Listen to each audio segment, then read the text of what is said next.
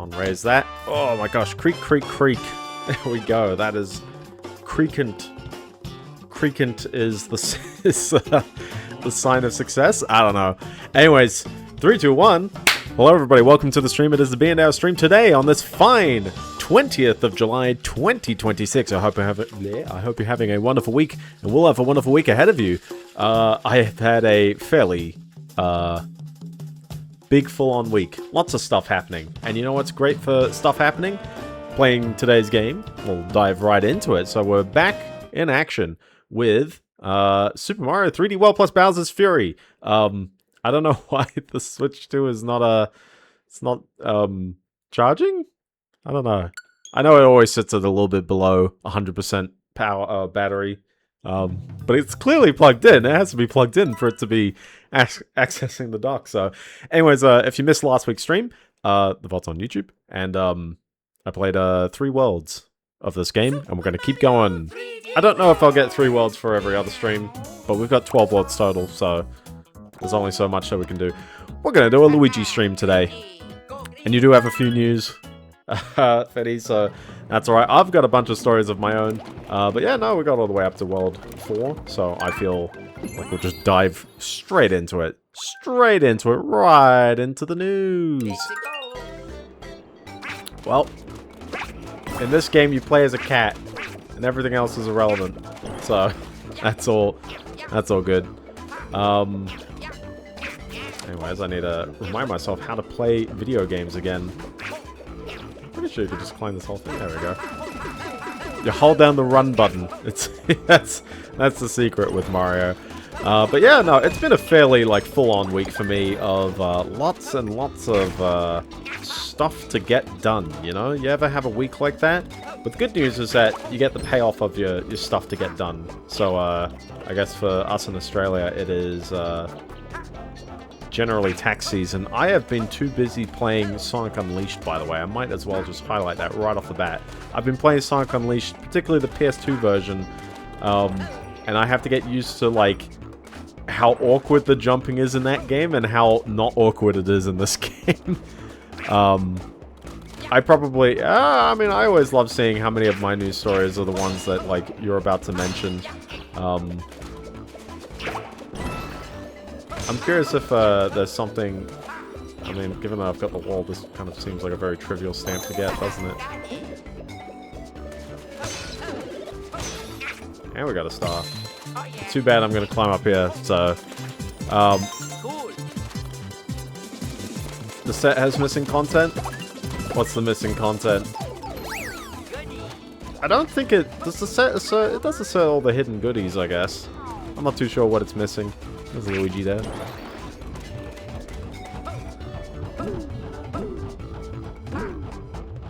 I love these big ants, though. The collectible lives in the temples. Oh, does that really matter too much? They're so transient, those lives. You don't even need them. So, but yeah, what I love about replaying Sonic Unleashed is how little of this game I remember. I swear, oh, whoops. But I swear, it's I played this game when I was younger. I even have it in my, at some point I would play it on stream kinds of games. And yet, I somehow just cannot recall anything about this game. It's so weird. I remember, a good number of the boss fights. What you like with... Well, yeah, you go fast. I remember that the werehog parts dominated so much of the game, and what I completely did not remember is that there's 8 worlds. The first world has 2 daytime stages, and all the rest have 1, but every world has 3 nighttime stages, and the nighttime stages are often longer on top of that, so you're really spending 80% of your time at nighttime doing fairly lame beat-em-up kinds of stuff. It is, it's not amazing. But it's interesting and curious, and I kind of feel like I'm in the mood for a beat-em-up. And it's oh, suddenly it's a beat-em-up, so... You don't need more lives in this game, though. It's a straightforward game. I want to get up there, but I assume something's gonna come back and give me stairs. But yeah, it's So it's so curious coming back to it and going like, man, you know, like what were... I remember this level a ton. I remember you'd always point at the screen and you'd tap these guys and they go back in their little hidey holes. Which was easy on the Wii U, but here, you kind of have to wing it. Does have another warp zone? Well, you're going to have to let me know where that is, Tom, if you want me to find it. Unless you meant the previous level, in which case, whoops. I need a cat suit. Well, I've still got a cat, so we haven't burnt that possibility yet.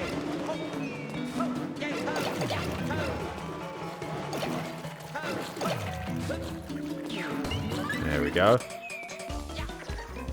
One. Shocking. Shocking execution.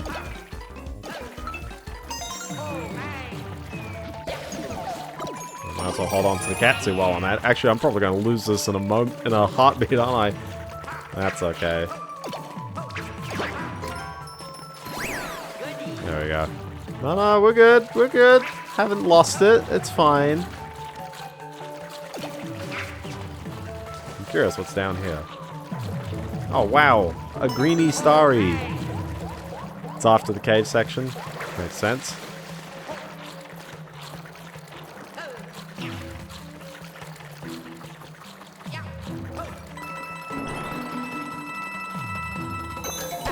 I'm curious if this is about to miss the last green star as well. Down here.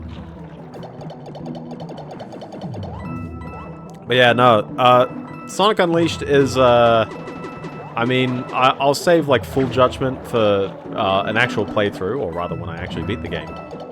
But certainly it is... There is no green star down there. I just sort of did this for fun.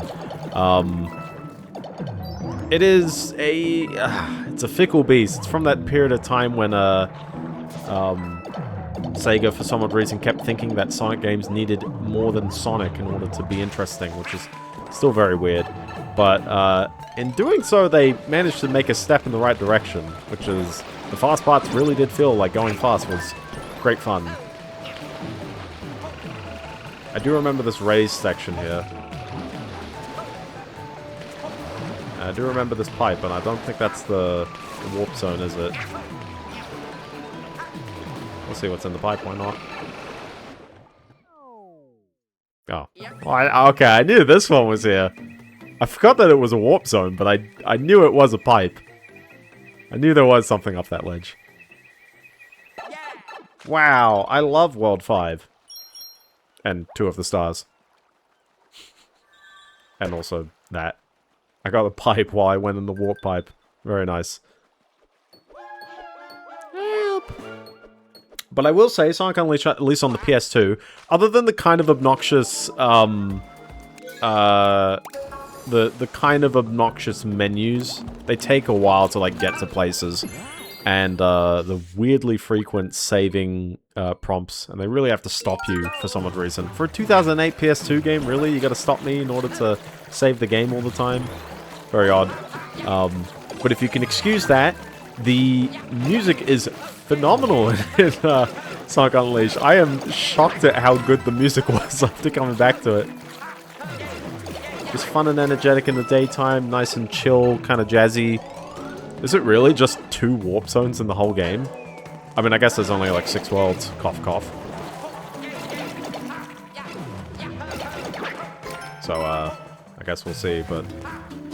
3 warp zones? There's another one. But I only did 2 of them. I think.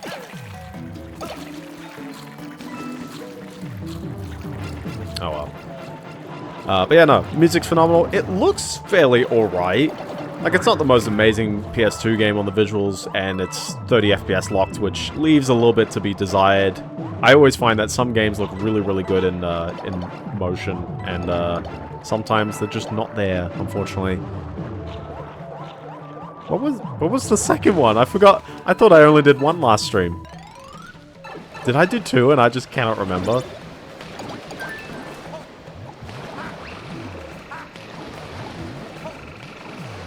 I feel like this green coins implies green star, does it not? So yeah, as you can somewhat noticed, Luigi is a bit of a high jumper, similar to Mario Brothers 2. That's good fun. I think this goop is full dead as well, so you don't want to touch it. Oh, I would like to do this. This is a little bit harder while pointing at the screen, or kind of pointing. That's okay. We're good. We're good. We're Gucci. We're good. Did I get one in World 3? I can't even remember.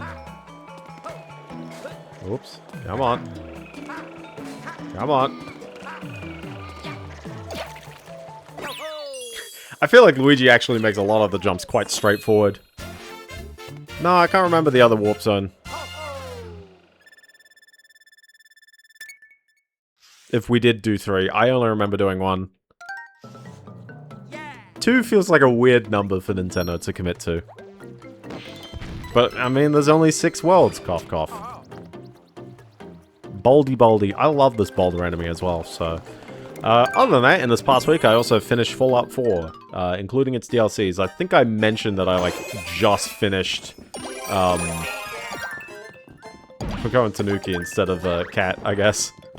I didn't even ask your opinion on this house, by the way. I'm just like, you know the outcome's gonna be, like, a complete 50-50. There's no point getting the, audience input on that one. You know what's gonna happen there. The Brawlers. Kitsune. Oh, it's technically Kitsune? That is true. Oh. Yeah, it's a little easier with the, Kitsune, isn't it? 'Cause you don't have to jump on him, you just... Oops. Come on. Oh, he was technically off the edge. There's the AI viewers. Wow. Got it. What an ad placement. What an ad placement. Ah. Will they ever get any better? Will they ever get any better? Who knows? I like the Brawler. Unfortunately, I've knocked him over there. But no, I finished Fallout 4 and its DLC. All I really have to say about the DLC is that Far Harbor is fairly solid. It doesn't really do too much more than the base game, but it's concise enough and tells its story quickly enough that that I think it's a fair addition to the game. The Nuka World DLC is not particularly amazing. It unfortunately forces you near the end of the game in order to, like, basically burn all your relationships. Everything you work so hard for doesn't count. Which is very unfortunate. Woo!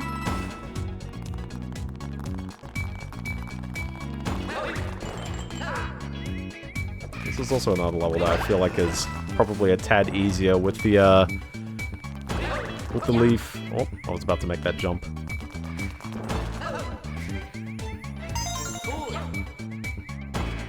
Easy money. Easy money. I love this level, though. It's an absolute vibe. Part of that always fun, abstract kind of Mario Galaxy, you know, atmosphere, though. Does this count as the year of Luigi? Luigi?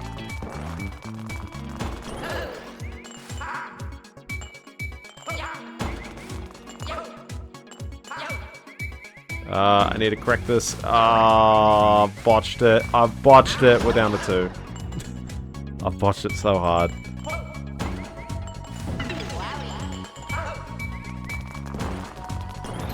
Oh, and I need 4, really? Do I really need 4? Come on. No, I do need 4. Unless I could do a... Hold on. Can I do a backflip on the ledge? Oh, can I do this? I'm watching so many of these, I'm not actually paying attention, like, which one I really need to do the jump for. I'm pretty sure, can you do a... No, you can't do a backflip in this one, but you can do this, like, side flip. I could probably pull this off, can I not? Hold on. We could do this. Come on, we could get this done.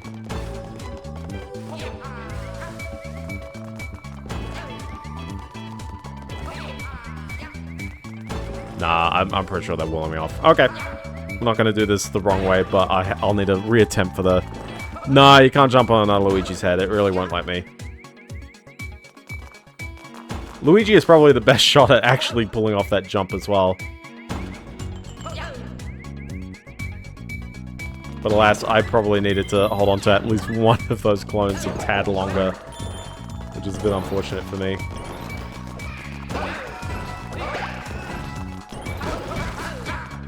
And they won't let me go backwards from here.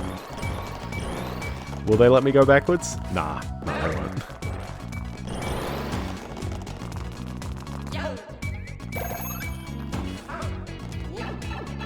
Probably level designers seeing that, like, ah, yes, what's a valid time limit to set up? And they just see me doing that for so long.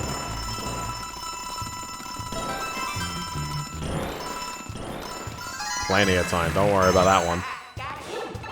But yeah, the Nuka World DLC, I'm not the biggest fan of it. The way it was designed at, like, or, you know, they set it out in its original design, it's like, oh, there's 3 rival, like, raider gangs, and you have to, like, choose which ones are your favorites, or, like, try and be even with them all, except one of them is going to turn on you regardless at the end of the whole experience. Which is a bit disappointing. And then also, in order to satisfy the DLC, you have to also, in theory, you can just play this with, like, 4 players. It's fine, it works.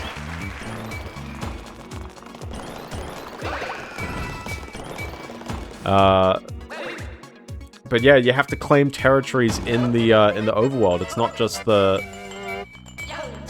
level, it's or not just the DLC area, but it's, you know, the actual overworld. All the settlements that you've been capturing throughout the game, nah, you've basically got to just give them to raiders.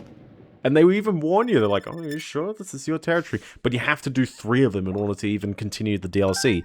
That, or you do the thing that was presented right up, you know, at the beginning, which is just walk up to each of the 3 gang leaders, or one of them has 2 leaders, so 4 people, and just kill them. Then and there, DLC's done. But what's the fun in that? I'm just like, especially, it's a, I think it was a $25 US, so probably like $40 Australian DLC, which is a lot of DLC. Was it $25? I think it was 20. It's still a lot of money. And, it's just, yeah, you can beat it real easily. Ooh, I got 3 of them. We're rich! I like the areas. I like the actual park areas. I thought it was a weird bit that the Tomorrowland part of the park was weirdly longer than all the rest. But, eh, whatever, you know, like, somewhat nifty. But, you know, like, there's technically 6 DLCs. There's 2 big ones like that. And then there were, I don't know why I'm skipping the question mark blocks, knowing full well I need to get this. But there's 2 smaller ones. One is, there's a DLC around a character called the Mechanist. And there's, like, they're sending robots after you throughout the game. But it's resolved via, like, a 5-part quest line in the overworld. And it's not actually, like, it's not as big. I didn't mind it. Oops. Okay, don't lose another one. I didn't mind it. It was pretty alright, but didn't seem as, like, large or memorable to me. And then there's another one where effectively it gives you access to Vault 88, and you're doing construction work in the vault, and it's kind of boring. I didn't really like that as much. I really hated the base building mechanics. I don't think that the flow of the gameplay is really, like, well built for the base building stuff that they wanted to set up. There's 2, like, you need to pick up so many materials in order to actually, like, pull any of it off. And then they have all these extra things, like, oh, you know, you can make machines and stuff to automate, like, moving things around, which sounds fancy, but then, like, what's the point? Like, what am I actually using any of this for? I'm building bases for the sake of building bases and not to actually, like, do anything meaningful, I find. I mean, maybe it's okay, but, like, I don't know, just, it seems a bit pointless to me. Maybe, if anything, maybe there's a bit more to Fallout 76 expanding on the mechanic. The last 2 DLCs... Oh, sorry, I only mentioned 4. The last 2 DLCs are like item packs for the base building. I'm gonna lose some Luigi's here. So, not really anything I can actually use. Or sorry, play against. It's just like... It's just like, it's just, you know, stuff. And to be fair, I think I had the same experience with Skyrim. I played it, and I think they've got the was it the Hearthfire DLC, which is mostly like, that's just homeware.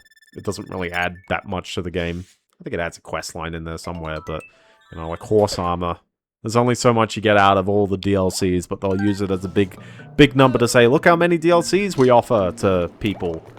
And it's really only like, you know, table scraps at times.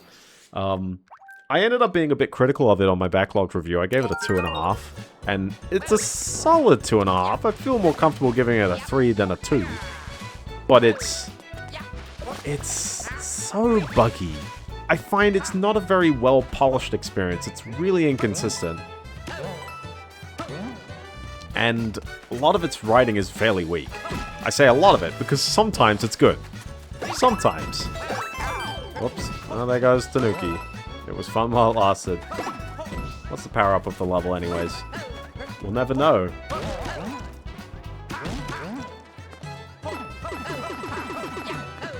We'll never know what the power-up of the level is. Oh well. I liked it more than Taz wanted. That is unfortunate, I guess. Oh, he's on top of the... Die sign. But certainly I find that there's a lot more games I do like, and yeah, unfortunately just wasn't for me. So I've never really been the biggest lover of any Bethesda RPG, so I will definitely say that whatever I experience here, just note that there's a bunch of games where I probably feel quite similar. But it is still, like, man, you know, like, it's too buggy of a game for me to, like, truly enjoy. And I think the other part that really hurt it for me once I started to think about it more was that the combat was kind of lame. Like, it feels better, but it just works... Well, exactly. Never mind quests, like, ending in dead ends. Never mind, like, pathfinding being abysmal. Never mind that environments just often feel quite the same, no matter what where in the game you are. There's definitely, you know, parts where it differs, but they're a bit few and far between. Like, not... how would I put it? Not every vault needs to look the same, please. Please, it just kind of drags on. So many warehouses and other abandoned buildings are... Oh, am I meant to do that kind of jump? I feel like I needed to do something a bit fancier on those guys. Maybe I meant to ground pound them or something.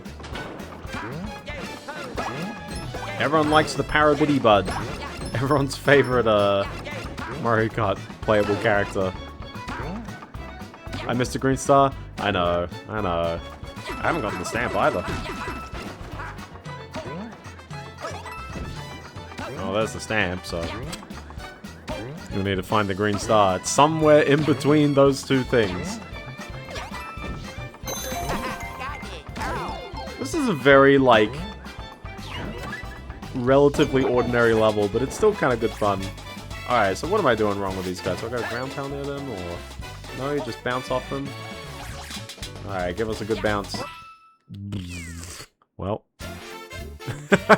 Well, the good news, I'm coming back to this level anyway, so... Mwah. Mwah. Delicious way of not getting... It's like... Come on. Come on. Very cruel, you guys. Come on. Actually, it's just you, Fetty. You're stoking it on here. So, anyways, other than that, I haven't been playing too much. I started playing Sonic Unleashed. I, still playing, Shiny the Holy Ark. And, that's about it. That's been mostly it. Oh, and I played, what was it? I'm gonna have to consult my list on this one. Hold on. I played Kids Station Magical Do Re Mi Maho Do Dance Carnival, which I described as, well, it's baby's first rhythm game. And if that interests you or you like this anime somehow, then that's for you, I guess. Otherwise, it's a fairly normal game. It's got some alright stuff going on it, but you're a big fan of that anime? Well, there you go. This is the game for you. I feel like I remember, like, this anime growing up, but it certainly wasn't, like... It wasn't on my radar. Like, I never had watched it if I did. And I'm probably mixing it up with other, you know, maybe similar aesthetic Magical Girl animes. They dubbed it in Italian. It got the 4Kids treatment. So I was thinking it was along with the 4Kids block, but...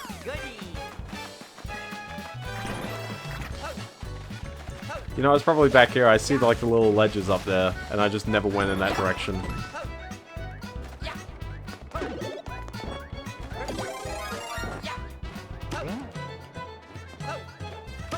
I don't know why I didn't go back in that direction. Is it just because... How do you get up there?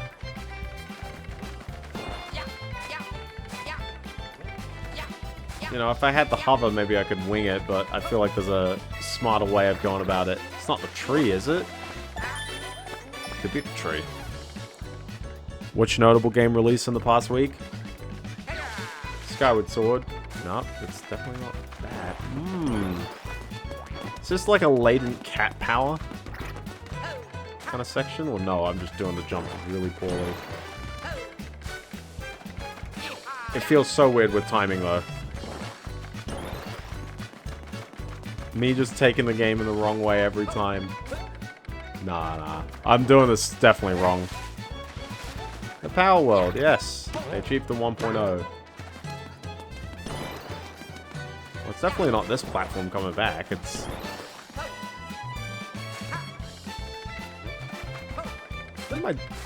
What is happening here?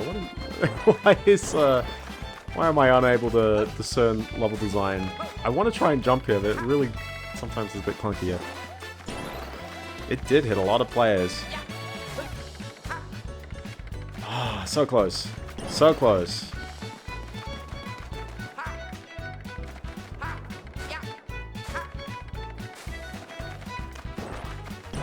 I definitely don't think this is the way to go about it.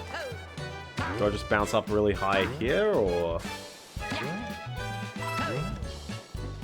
I know this game would get tricky at some point, but I'm not expecting, like, me just... I'm missing exactly where this jump is. I see where it needs me to be, but...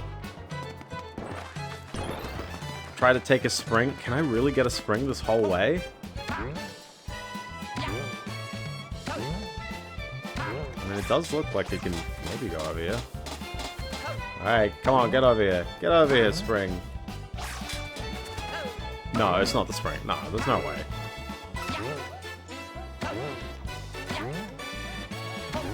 Kill all three of them.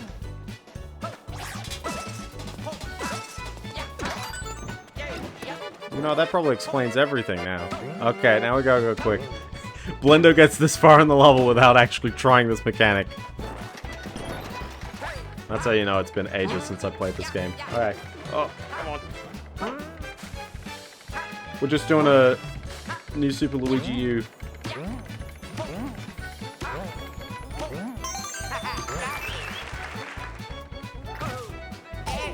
Hey, I didn't fail. You guys just told me the answer before I needed to... Before I got it, okay? I would have gotten there eventually. It's fine. We got plenty of time, don't worry.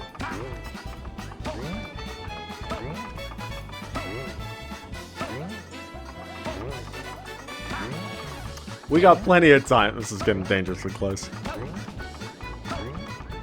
I know. We're getting there.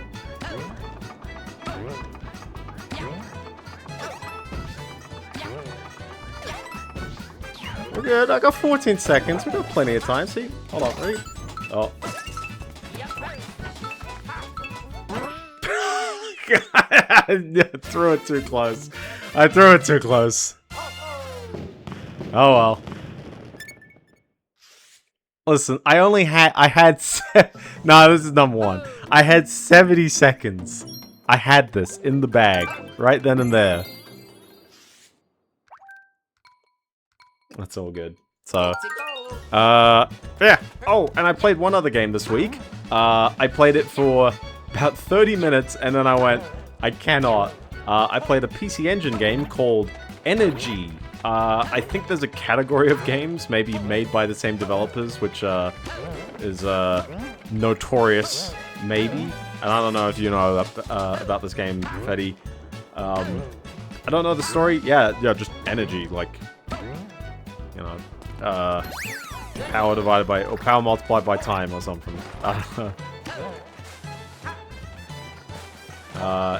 It's described on Retro Achievements as a Metroidvania, and I think that is so incredibly loose of a term because it doesn't mean anything. Just because the game asks you to move in, you know, like screen scroll in not just left to right, but technically a couple of other directions, and technically it doesn't have like walled off stages, and technically there's a moment where the game just asks you to backtrack the entire way. Once does not make it a Metroidvania. There's no spirit of exploration here. It's a completely linear game. I really should have just brought the cat power at this point. Hold on.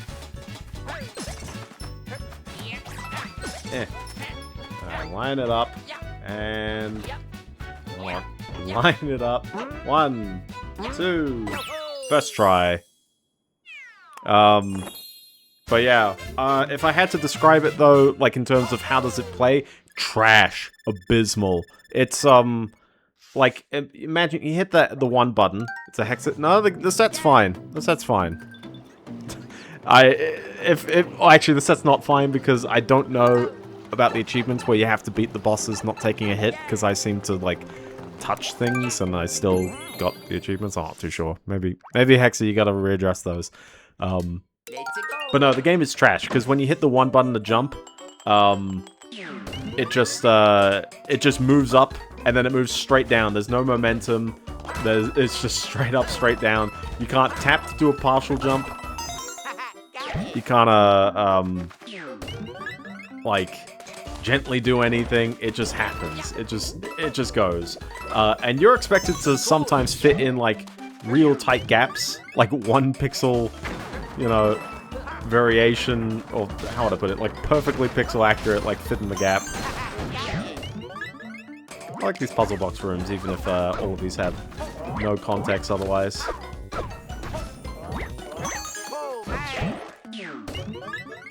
Good fun. I don't really have anything to say about the game otherwise. It's a bit ugly. You might be wondering what's in here. The best power-up.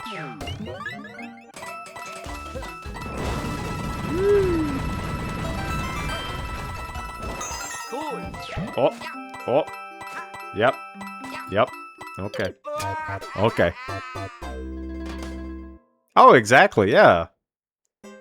I'd definitely say it's on the relatively easier side in the sense of, like, look how many lives I'm stocking up now, you know? Yes, I'm dying, but, like, ugh.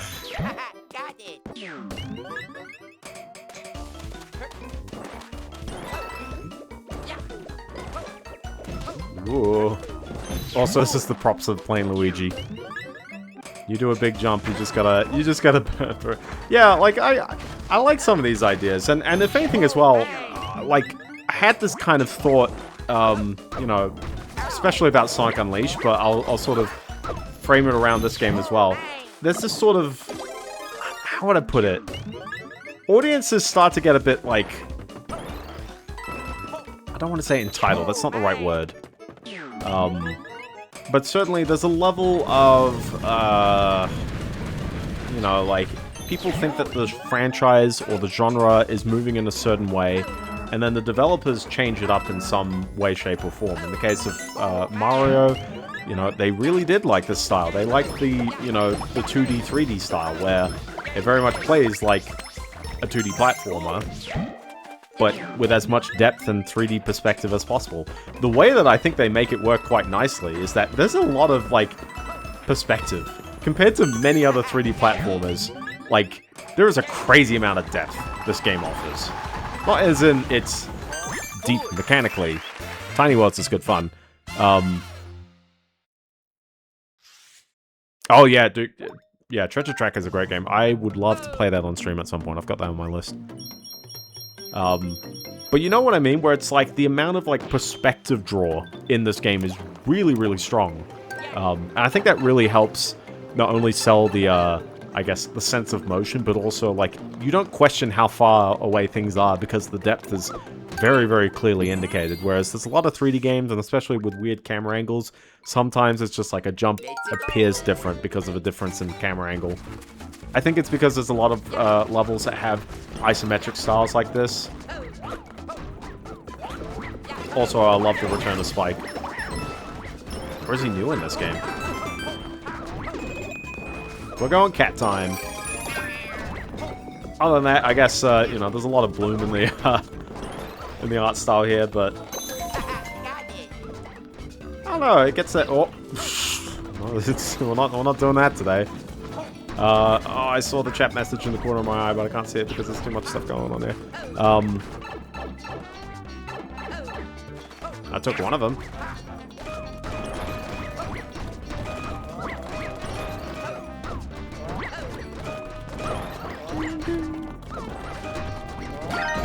Everyone likes these things from Mario Galaxy, though, don't they?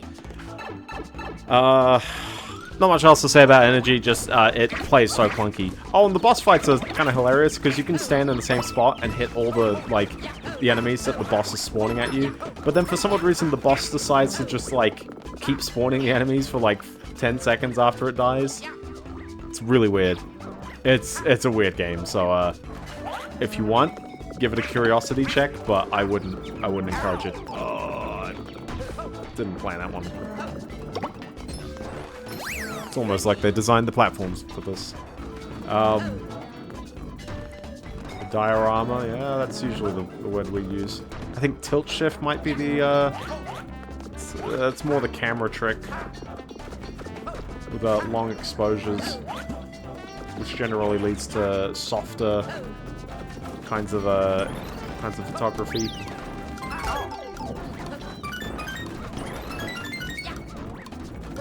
There we go. Free cat. Free cat. There's something up here, that'd be incredible. Hidden Luigi? Oh, snap! A green star all the way up here. Woo!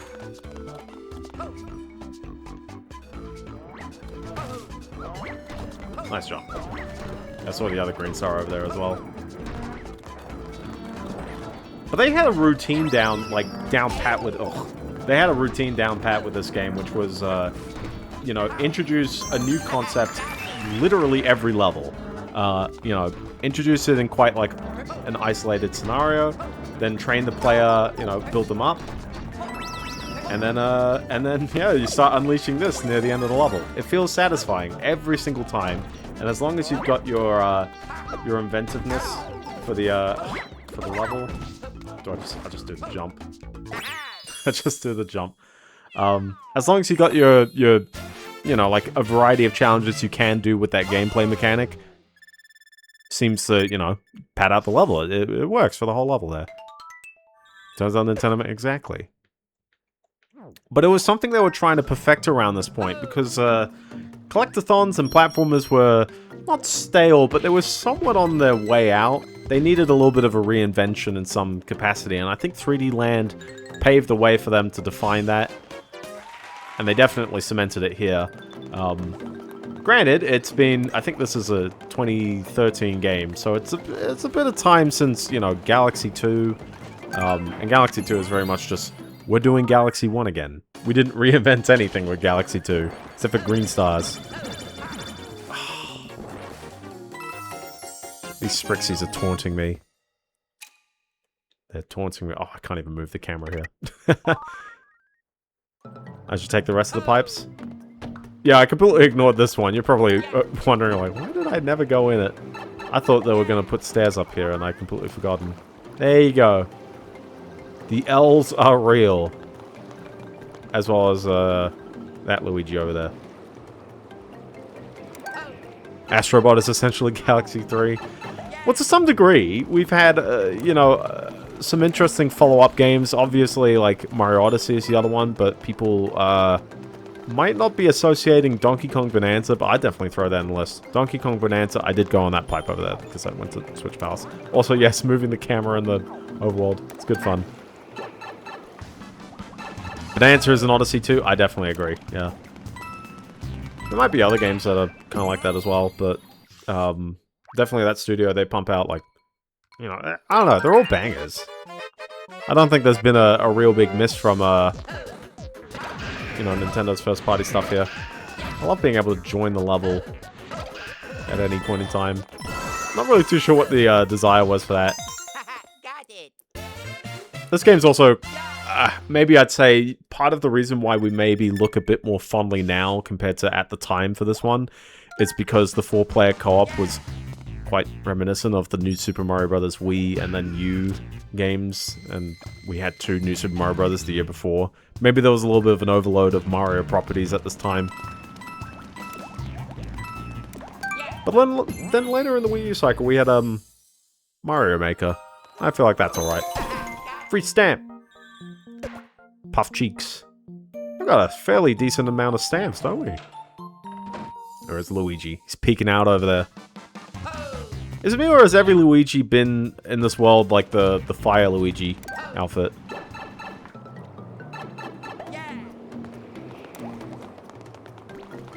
Not too sure if it's been me or not. Help!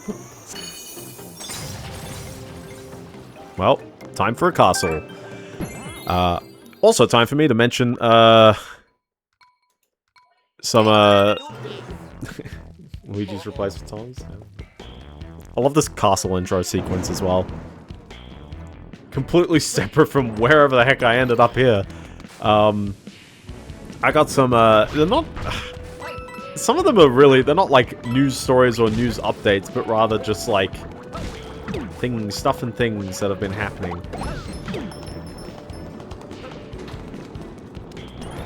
I think I have to put this guy on the chopping block.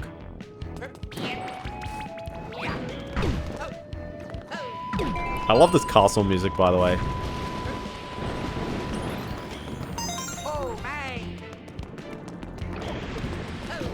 Just a nice bit of groove, nice bit of chill. But yeah, no, I got a couple of things that I wanted to talk about. First of all, someone on my my Fetty timeline, I somehow got that, so we're good there. Yes, the Fetty, the Fetty timeline. Mentioned this with the caption, Uncle Bob with another dog poop opinion. And Uncle Bob, for reference, is a prolific convention setter in the programming world. I remember at my first job, they were very big on Uncle Bob's clean code architecture. Oh, come on. We got it. We're good. We're good. We're good. We're very big on Uncle Bob's clean code architecture, and I think some of it was a little bit distracting for my lead engineer. Was very much on like, no, this is the way we have to do it. Can I get it? There we go. I love Potoboos. I don't know where the stamp was. Is it like chilling here at the end? That'd be an incredible spot. you must find it very weird how high the walls have to get every time. Well, either they're hiding the stamp right near the end here, or I've slightly botched myself, but it's not that long a level. So, I mean, I can do it again. I don't know what the context of these screenshots are, but Uncle Bob is replying to people who are just sort of saying stuff. Oops. Oops. What have you done with my kids?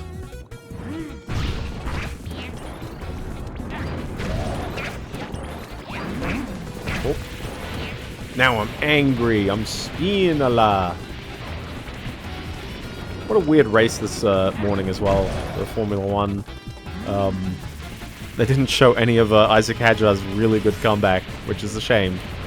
Alright race otherwise, but I wish the broadcast was a tad better on that one. Anyways, the tweet, someone says, unfortunately, no matter how prejudiced I am, there we go, how judicious I am, no matter how much I review the code, it feels impossible to not let the slop in. I feel like you can prevent it from overflowing, but without your hands getting dirty, you don't really know the full state of the project. And Uncle Bob just chimes in, for the last 50 years, it's been about preventing the slop from overflowing. It was about then that we stopped looking at the true state of the system. We simply assumed that whatever the state... There is... I don't know where the stamp was in this level. Okay. It was about then that we stopped looking at the true state of the system. We simply assumed that whatever the state of the system was at the binary level, it was probably good enough. Believe me, the debate we are currently having over AI slop is the same debate that we had 50 years ago over the difference between assembly language and C. Rip the F1 podcast. Another tweet, I assume in reply to this comparison is my least favorite about LLM-generated code. The instructions on a compiler aren't, hey, do your darndest to make this code work on Windows. Test harnesses help the final state be slightly more deterministic, but please stop pretending that they are the same thing. And Uncle Bob follows up, you can always make the they aren't the same thing argument because they aren't exactly the same thing, but they are strongly analogous. Yes, there is a stochastic issue involved, but that's true of humans as well. We've all written bugs. I'm going to go back for the stamp. I don't know where the stamp is here. We've all had to acknowledge that we cannot prove our code is bug-free. We've been the stochastic engines of the code. So are the AIs. Yes, that's different, but the analogy is deep and compelling. And I agree with this guy, which is, I don't like Uncle Bob's opinion here. I think it is very, very, very, very, very wrong. And it unfortunately puts the, how would I put it, the stake of the engineer who is actually writing this stuff, it puts the, I guess, the expectation of a quality work in no man's land. Who is actually responsible for the errors? Because now you have a non-deterministic system. There is no, there is no rigor to exactly why your code is functioning well or not. Obviously, of course, you can say, hey, test, but, a test doesn't mean anything if you have no idea how it was written. I think I just saw the ledge there. Oh, nearly botched that up. I saw this ledge just very briefly from the outside. There it was. I was paying more attention this time. It's such a short level, though, isn't it? AI code is public domain by definition, too, isn't it? Well, not exactly. I would say... I mean, it's scraped by using a lot of, air quotes, public code. But it is technically, like... How would I put it? What's a good example? Like, imagine a level editor. It's like, depending on how you license your level editor, it could, be the company owns all the levels that you do create. And it could be that you technically own the rights to your own design. Everything else, AI was considered uncopyrightable. Well, I'm really on the fence about like where the copyright does lie, because I feel like it can be transformative enough where it's like you could say, hey, yes, it's introduced, well, it's created new content effectively. It's a transformation of the existing work. But on the other hand, it's so low effort. It's like, I don't think it really should count. Plus, on top of that, it's sorry, not because it's low effort necessarily, but because you can produce such quality work with fairly low effort, and that quality work unintentionally is like real work.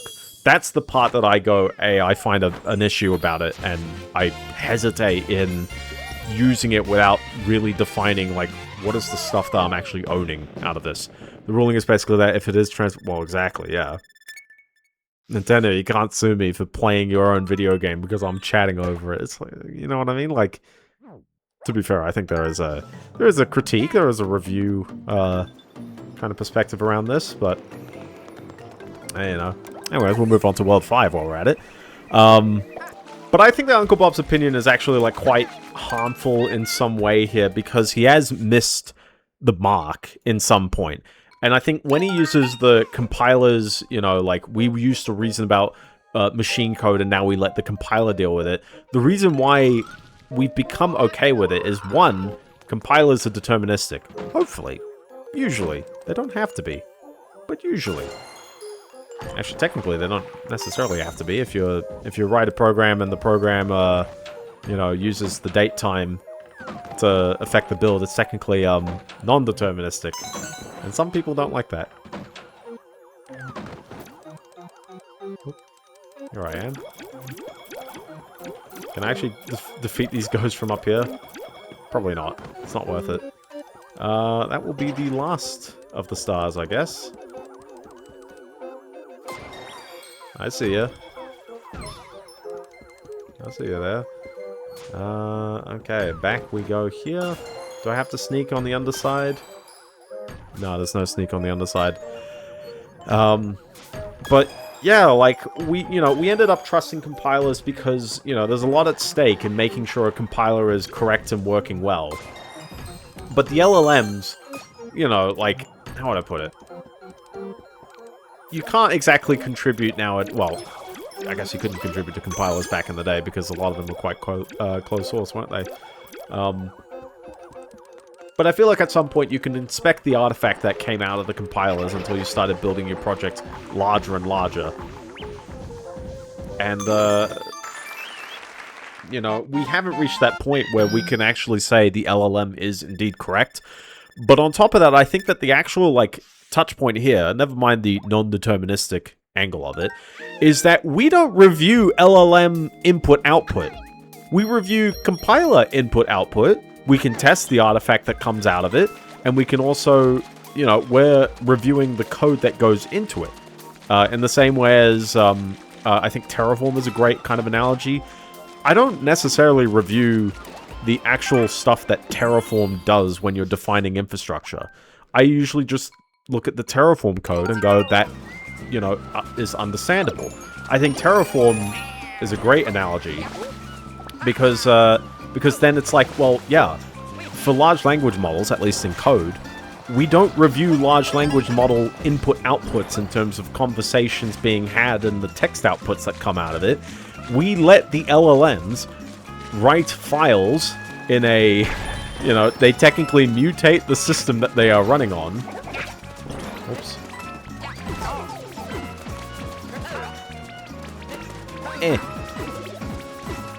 We gotta get that boomerang power. I love how not only do we have keys, but we also have the green stars still to deal with on this level. I love this level though. And actually we'll probably see a couple of levels like this where they consist of wider areas where you pick up keys. Oh. This probably makes a bit more sense to come up through this way, doesn't it? But yeah, until we get to that day when the LLM is actually, like, I would say trustworthy in the sense that you just review what it, you know, what you input into it, and generally what's the artifact that comes out. Maybe that artifact is not necessarily the actual LLM output. Maybe it is, like, you know, what's the written code that comes out of it. Well, that's exactly what we're doing. We're reviewing the written code that comes out of it. And to that, then, of course, we can easily have slop. I have definitely found that, you know, different people come from different attitudes about how they work, how they engineer things. And I personally like being, you know, the custodian to the stuff I put out. I really want to make sure that, you know, if it is AI generated, I want to know exactly how this, you know, came to be, such that I can then recreate this. I can learn from this experience, and I can build something, you know, using this knowledge. Doesn't necessarily mean that I have the, you know, exact idea on how to, you know, how to build it every single time, but I feel like, you know, if you're gonna get something out of your LLM usage, you should just generally try and learn how it's working. Ah, so close. So close. Also so close. Ouch. Thank you, Captain Toad. I wonder where the stamp is.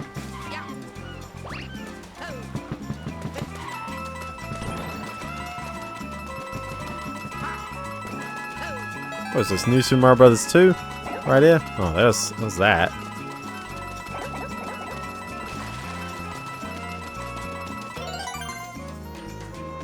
We just we're rich!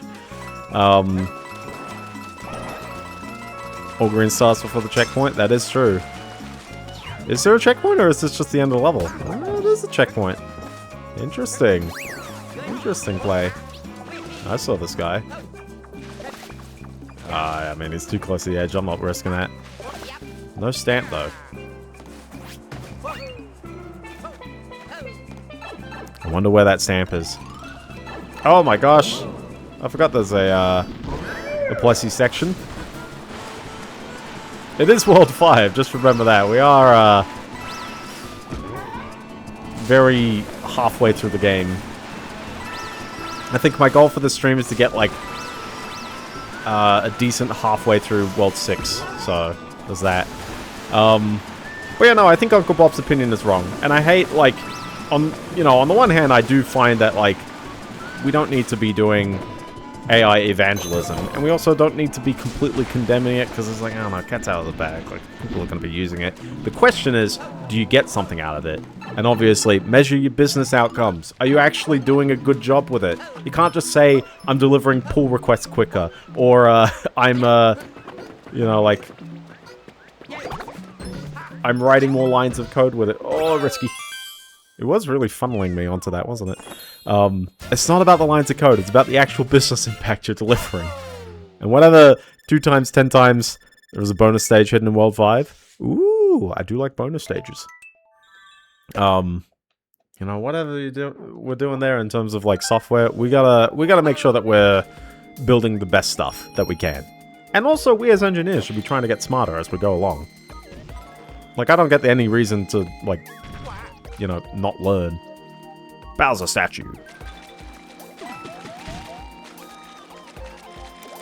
I'm not too sure what the theme of the world itself is here, but, yeah, sure. In other news, the US casually crashed the South Korean stock market.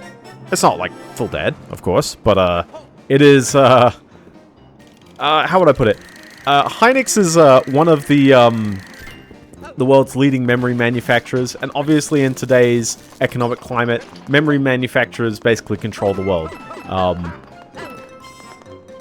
The Nasdaq, the US stock market, was like, hey, we'll open up our market to, well, I mean, there are international companies who already have, public stocks on the Nasdaq. But yeah, they were like, yeah, Hynix, go for it, why not? And Hynix were like, sure. And so many investors pulled out of the South Korean version of the stock to invest in the American version of the stock. And that is a bit terrifying, because they all, like, not they all, but I think the South Korean stock index fell 20% overnight. Just so many people pulled out.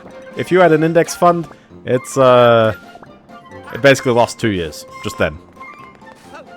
Samsung could do the exact same thing, by the way, and I think about half of the South Korean index is actually just those 2 companies. Which, I feel like a lot of the South Korean industry was already hinged on these 2 companies, so I won't exactly say it's necessarily AI's fault, but certainly, the US is doing funny money business here. Because that's just a hard siphon away from that market there. Heck yeah. You wanna go big?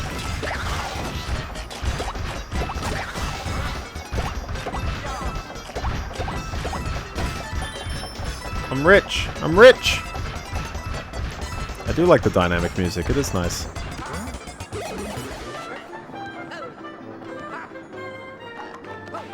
Look, a pipe.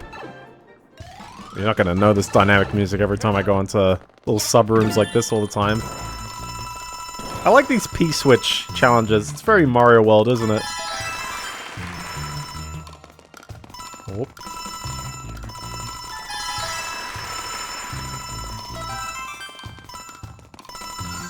Although it does make your lives very padded, but that's okay.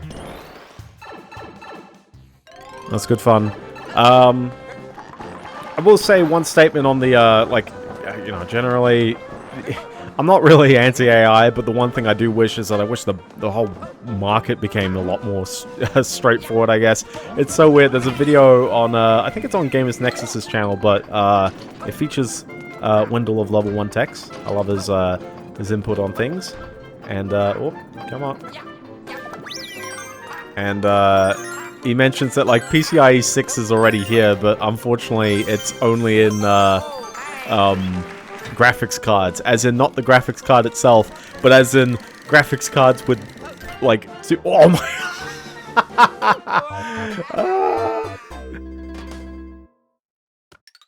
I did see Captain Toad. Listen, you don't lose your stuff in this game. Don't worry. Don't worry, it's fine. It's fine. It's fine. I did not actually see Captain Toad. Where is he? Oh, there he is. Oh, do I need a cat power in order to, like, get up there? Probably. Ooh. This whole game is filled with Biendeo moments. Everything is, like, Choke Point City, isn't it? I wonder if I jump on the pipe. Maybe I've got enough height to do it. Eh. Hi there, Captain Toad. How you doing? Well, now I got that cat power I wanted. Unfortunately, they put a buttress on top of this. They know. They know I can't get there. You see, it was actually part of my genius plan to have a cat power by the time I got to the flagpole. So, but yeah, certainly some people, oh yeah, this, I mean, yeah, it's got traps all over. Yeah, this is a lot easier with the cat power.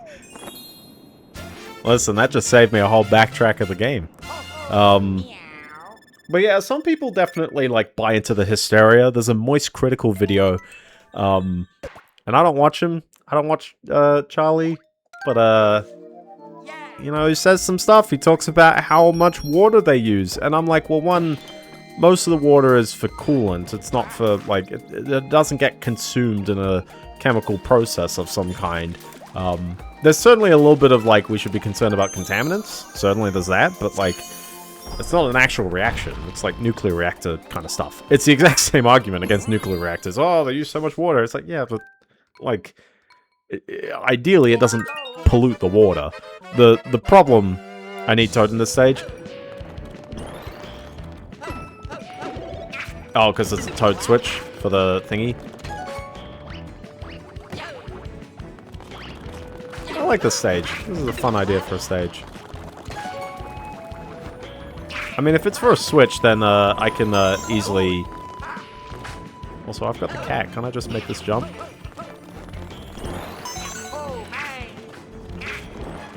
Me when I didn't pick up the first thingy wherever it is. Where is the first thingy? Oh, I see the Toad switch. I don't know where the other green star is. It's not a big stage, but first is at the beginning. It made sense there would be more at the beginning. Whoa. Okay, I was going fancy there. We're doing jumps all over the place. Oh, hold on. There we go. I did see the switch though, so you are correct there. Unfortunately, I don't have my cat suit, so we're gonna have to wing this. Oh! It's a bit of a jump without the cat to climb up at the end there. And it was all cherries this stage. But yeah, no, I don't know. I don't think people should be doing hysteria over the water usage. Most of the problem, I mean, to be fair with the water usage, the problem that people have is not that it does use water, and it certainly doesn't use as much water as, like, several oh, well, I gotta come back as Toad, so... It doesn't use as much water as, like, some agriculture work. But certainly, if they set this up in otherwise fairly residential areas, here's, like, a wide bit of land that they can just casually set this up in the middle of nowhere. It's not necessarily AI as well, it's just any data center. So let's switch to Toad.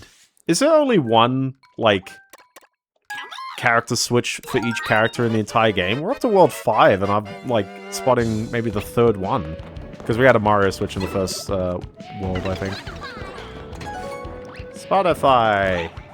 I always keep hearing him say Spotify.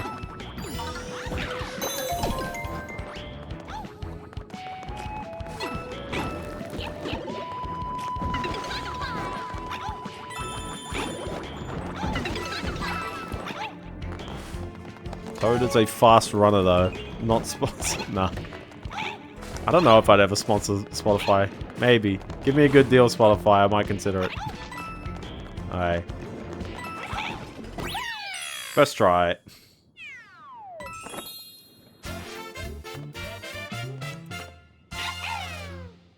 But yeah, like, I mean, the biggest problem that people have, obviously, is like, well, it drains all the resources that otherwise consumers were actually buying. And this applies to so many different things. Never mind location for land, for, I guess, expanding into big data centers.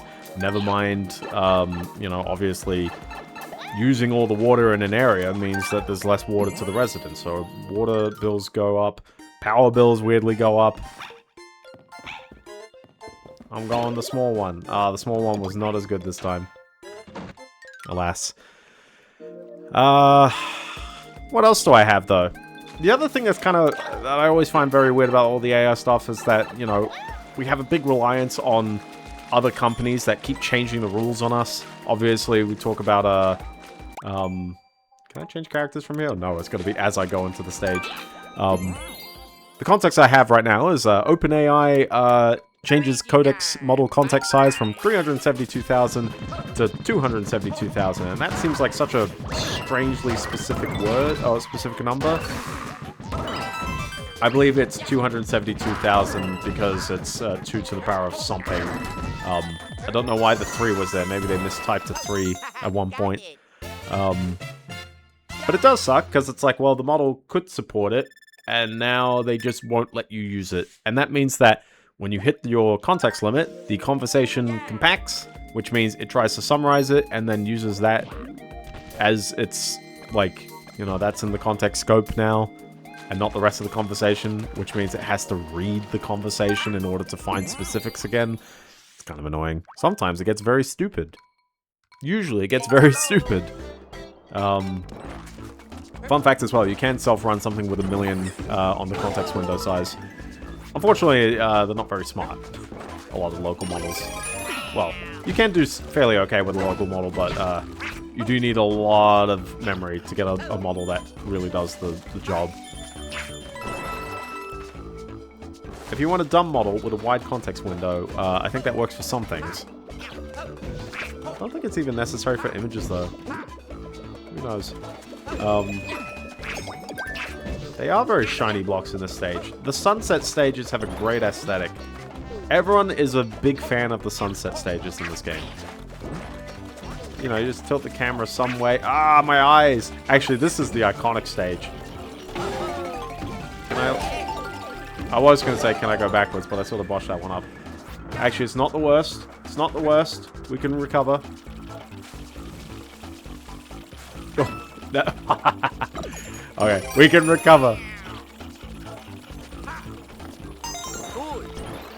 Did I just get Proton John just then? The Kaizo block?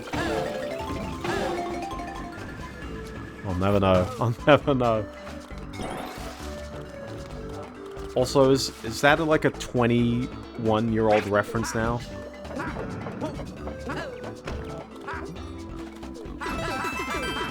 Bonk, bonk, bonk, bonk, bonk. Oh. Everyone's favorite power-up.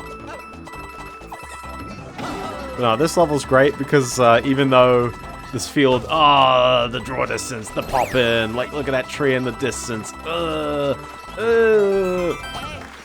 I wish they did a smoother fade-in. But on the other hand, it's like, I know exactly what they're trying to do here, and it's good fun. I like it. I like the big field with just stuff to find on the field. And they talk about how Mario 3D World, oh, it's such a awfully linear game. But I'm very certain everyone remembers, like, the stage and just all the things that they've set up around here. Like a big bunny. Better than sort of shit. That is true. That is true. So, do I have any other... I think I've done all my AI stories. Next one I've got, I'll sort of run through the other ones quick. LG monitors silently installs software through Windows Update without the user's consent. Which is technically not new. I mean, it's new in the sense of they are alerting people that they're doing this. They used to not tell you. And then, I think, based on a Texas ruling, they legally had to start telling people that they were installing software that would spy on them. Because they were just doing that anyways. And it's kind of stupid. But also, they've retroactively been adding this to monitors that might have been sold for like years at this point. It's a absolutely terrifying story, and I fully agree with Gamers Nexus on it, where I don't think in good faith I can actually recommend an LG monitor if they're going to pull that off. For reference, not only is it installing software, it's installing McAfee. It's installing antivirus, purely because you plugged in a monitor through HDMI. This is not what I asked for. I am missing the stamp. I'm missing the other green star as well, but I remember the stamp being around, like, the field somewhere. Yeah, so be careful. There is a, if you look up online, there's a group policy you can set on Windows that should, like, disallow some of the, auto-update stuff. Well, the goal's up there. I saw the Luigi. I don't know where the stamp is off the top of my head, though. I don't have all the time in the world to figure that out, but I know it's, like, around-ish here. Right? Right? Right? I know you get your camera angles here, but other than hanging off the edge of the... Well, it's definitely off the edge of that. The ants. Ant 3 Toy Story 3 gameplay.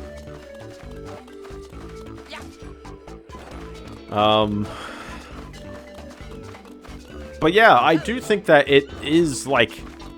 This is an interesting case that, you know, has now come up, which is...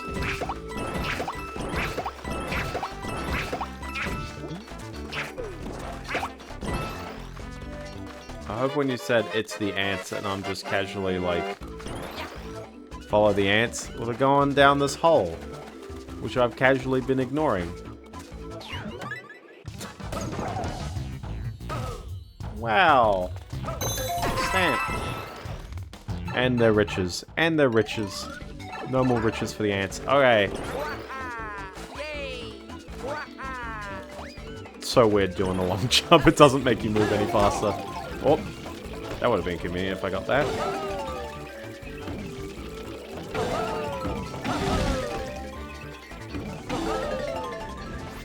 Oh, and I gotta do the green stars, the green coins as well. Okay.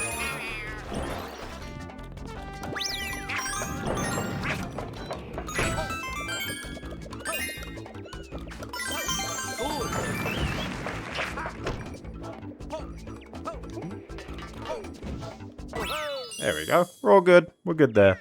But yeah, so for reference, yes. Certain LG monitors, most of them are Ultra Gear branded, although maybe other ones might. When you plug it in, it identifies it to Windows as it normally does, but then Windows then gets told, oh, well, this is a registered device, and therefore I must install the registered driver.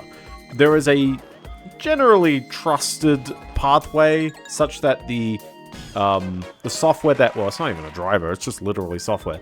There's a generally trusted, like, pathway that the software that installs does come from, the signed source for that device.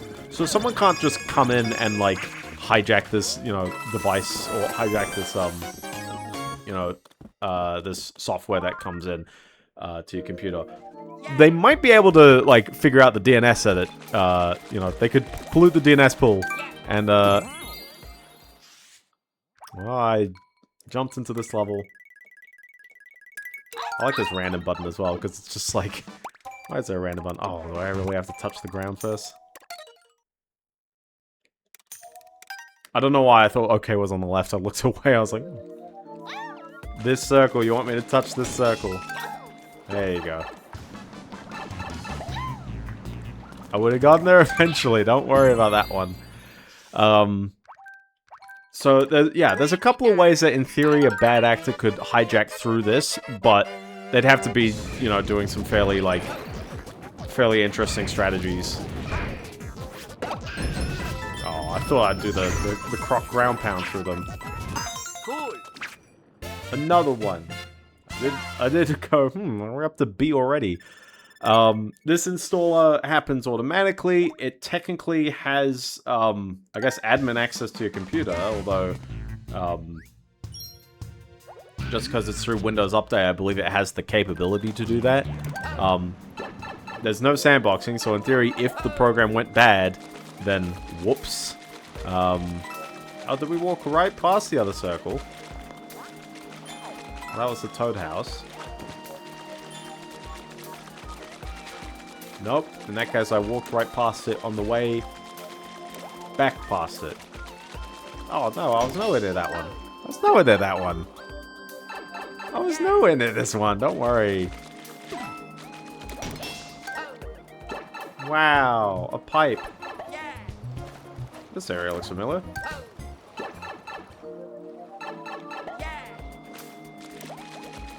And what's over here? That's right. Another pipe. Which leads to the golden train level. It's kind of a warp zone. Kind of.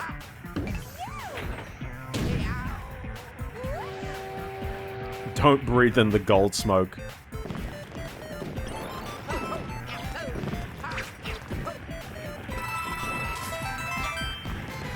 Come on, ride the train.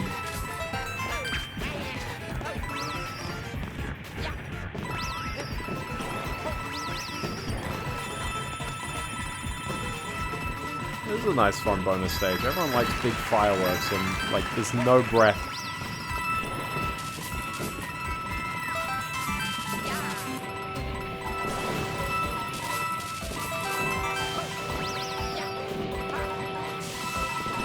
Captain Toad, how you doing?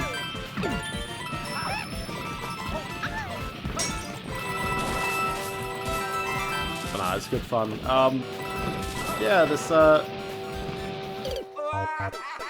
trust me to somehow die in the bonus stage.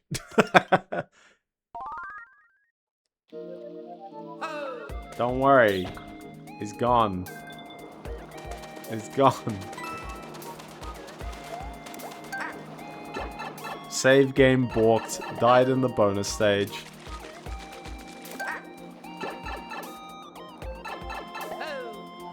There we go.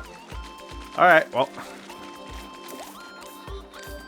25 levels? Okay, remind me that. Remind me to come back in 25 levels. What would be the quickest level to play 25 times?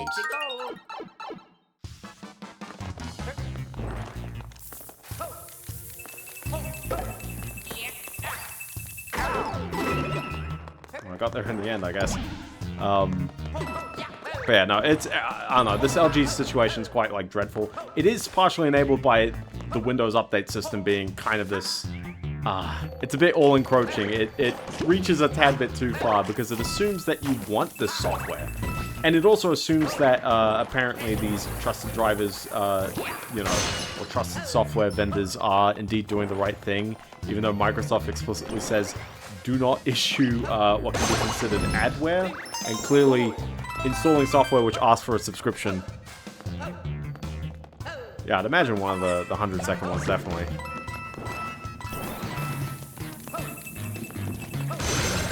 The quickest one is the single,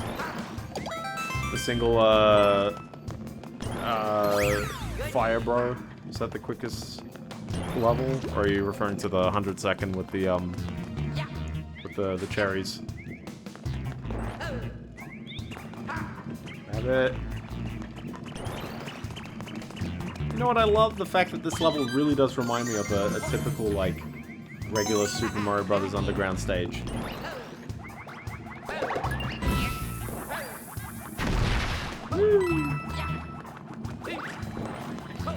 Stamp time. There we go. But yeah. Anyway, watch out. If you've got an LG monitor, if you are considering buying an LG monitor, beware. If you have an LG TV, really beware, because that kind of stuff's been there for ages. I could have just taken the pipe. I know.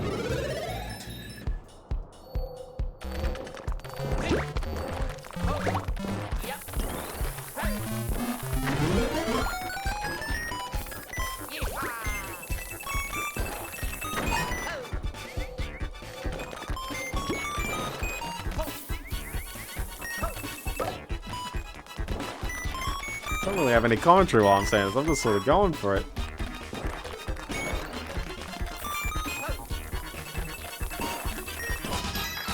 Woo! I'm holding down the B button. I need to jump. Oh, come on. No. Ah! I was like just sliding off. I was like, come on, jump. And they're not going to let me back up. Alas, I have to come back for the star. Ah. No, I was already off the ledge. Thank you. I was already off the ledge on that one.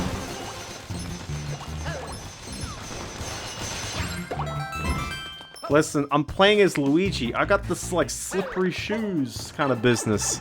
It's all slippery Luigi business right here. That's a really unhelpful explosion, isn't it?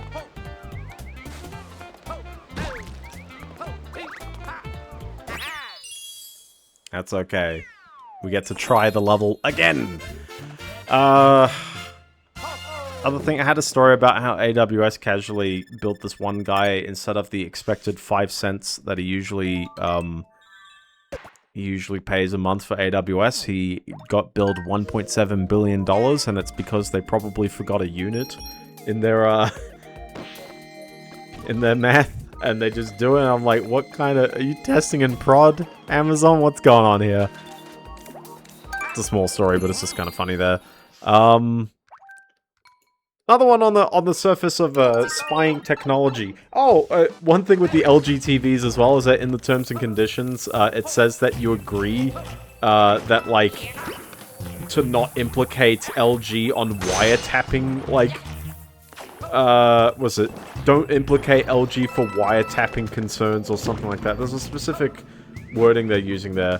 And I'm just like, what do you mean, like, that you're not wiretapping, excuse me? Even though that they were found that they were indeed, like, recording voices and selling personalized data. It's like, ugh, terrible. But speaking of stealing data, flock cameras. It's a contentious topic if you are in the US because, they're everywhere, depending on where you are. I don't even know, like, what's the, like, where all of these cameras are coming from. I know Flock is a private company, but, like, who's funding this operation? Is it all public? Is it, like, I don't know. From an outsider looking in, what I can gather is that Flock is a private company that sells security apparatus, whether it's, I've now quickly been running off the edge here again, which means we need to turn around. I keep hearing the music and thinking that there's a time limit kicking in. But I don't know if I'm actually correct. I don't want to wait and find out, though.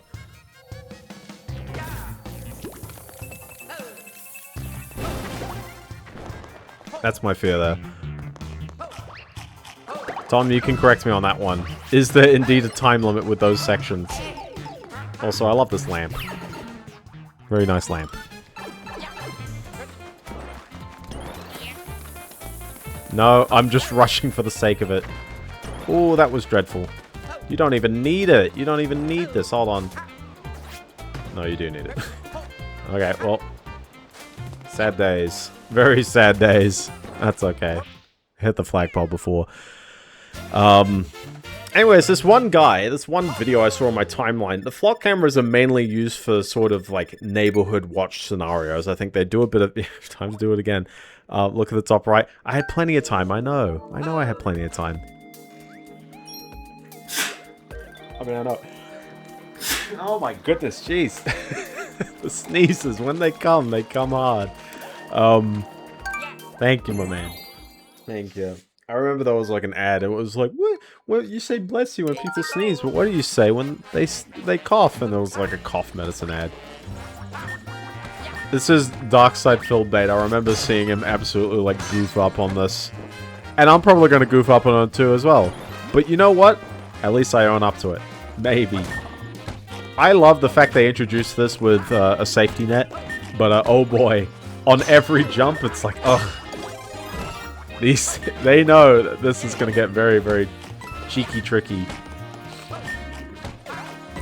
You got to be thinking about how this works. You got to be knowing that there was a green star over here. But we'll see if my brain's on today. So, true. Yeah, not everything has a time limit. This level did have a time limit, I guess. Oh boy, having to do... Oh, hi! We've separated the Luigis. Can we correct the Luigis? There we go. Align my Luigis.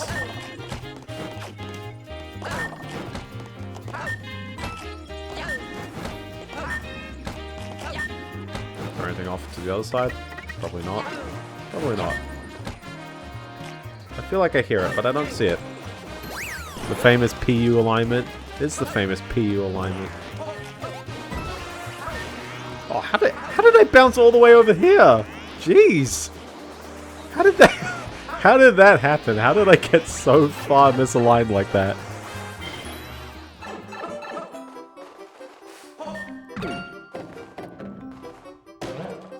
I love random like sections like this. It's very fun.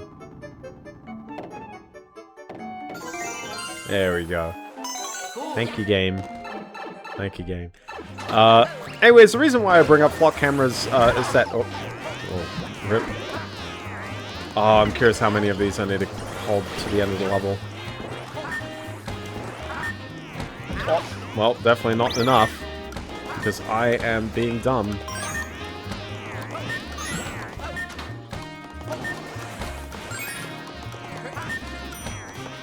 Oh, very much being dumb. I just completely botched that up. And I need two. Ah! Oh! Complete botch up of this level. Well, we have another crack at it. That's the reason why I was like, I need to take more time on the later worlds. One, because the earlier worlds do have too few things in it. I know. I got the top. The earlier worlds have fewer levels, but I feel like I'm also just gonna naturally spend more time in this, in these kinds of worlds. So, anyways, the reason why I bring up the flock cameras is because, like, people think that they're cameras, that they watch things, and that is somewhat a little bit of not an invasion of privacy, but yeah, an invasion of privacy. But like somewhat, not necessary. How do I phrase it? Oh, it was Luigi. Like, at least a camera, it's like, I don't know, I'm kind of used to cameras. Private businesses have cameras. There are many legitimate reasons, I guess, for cameras to exist. The use of the camera data has typically been they need to know if something is happening from afar. That's it. And the problem with these flock cameras is someone has figured out that the flock cameras actually emit a Bluetooth signal, which then fingerprints everyone who goes past it. Never mind that you've also got again, what? How did I bounce so far? Oh, how did I bounce so far off to the side there?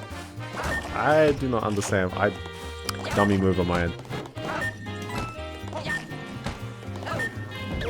Ah, jumped into that one.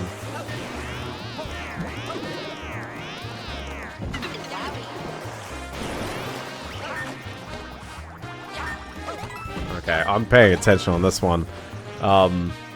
But yeah, they fingerprint the people, or things that you can identify with Bluetooth, which unfortunately is most pedestrians. Oh, sailed off into the abyss. At least I saw where the green coins were. That was why I wanted to go a little quicker there, because I didn't actually know where they were coming from. None of this is actually any easier with Luigi. I'm not a big fan of playing as Luigi. But I'm committing for the stream, because why not? Oh, really? Alright, we're gonna do something silly.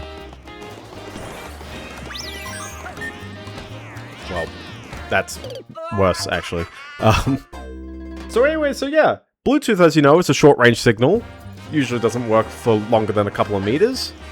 It's good enough for most kinds of small things. But it's like, well, if a car's driving past, will you actually, like, be able to, like, pick up a Bluetooth signal? And the answer is most likely not. But you know who does pick up? Pedestrians.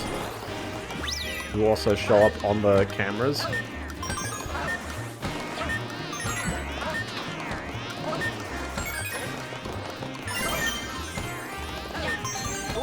First try, don't worry. It was all an attempt. It was all an attempt for that one. I was going to say, for something silly, I was just going to, like, jump for it.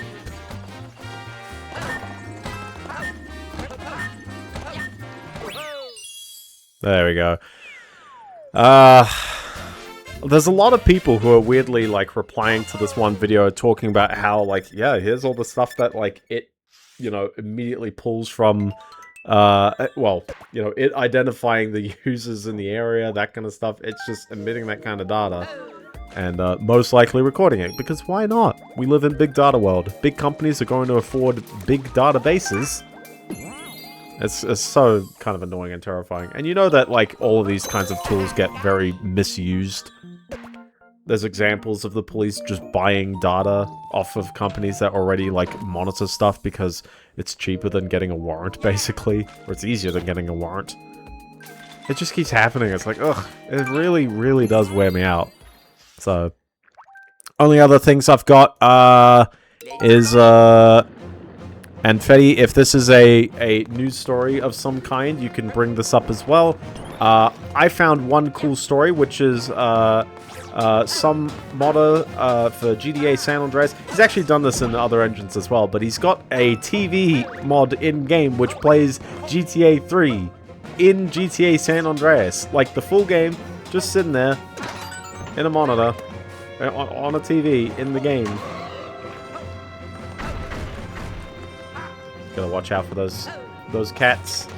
Them cats. Oh, I see him reacting there.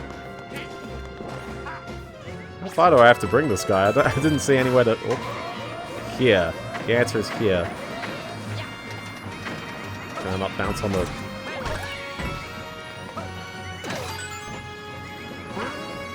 Probably just bounce this, can't I? There we go. I don't need him. I don't need him anymore.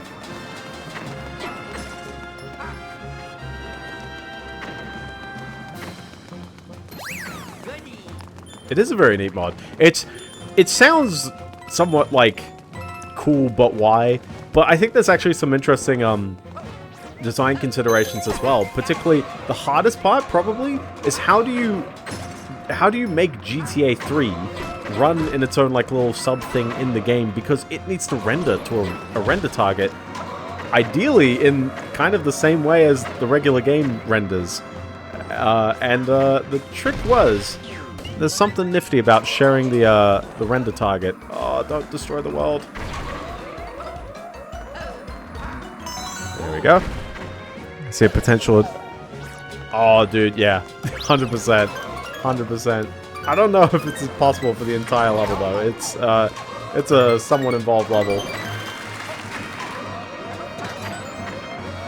Tanuki. Also, I saw that. I see that Goombrub there. Oh my goodness. Just give me a moment. Give me a moment. Ah. Come on. I keep holding the run button, which unintentionally keeps picking it back up. Is there anything up here? Ooh.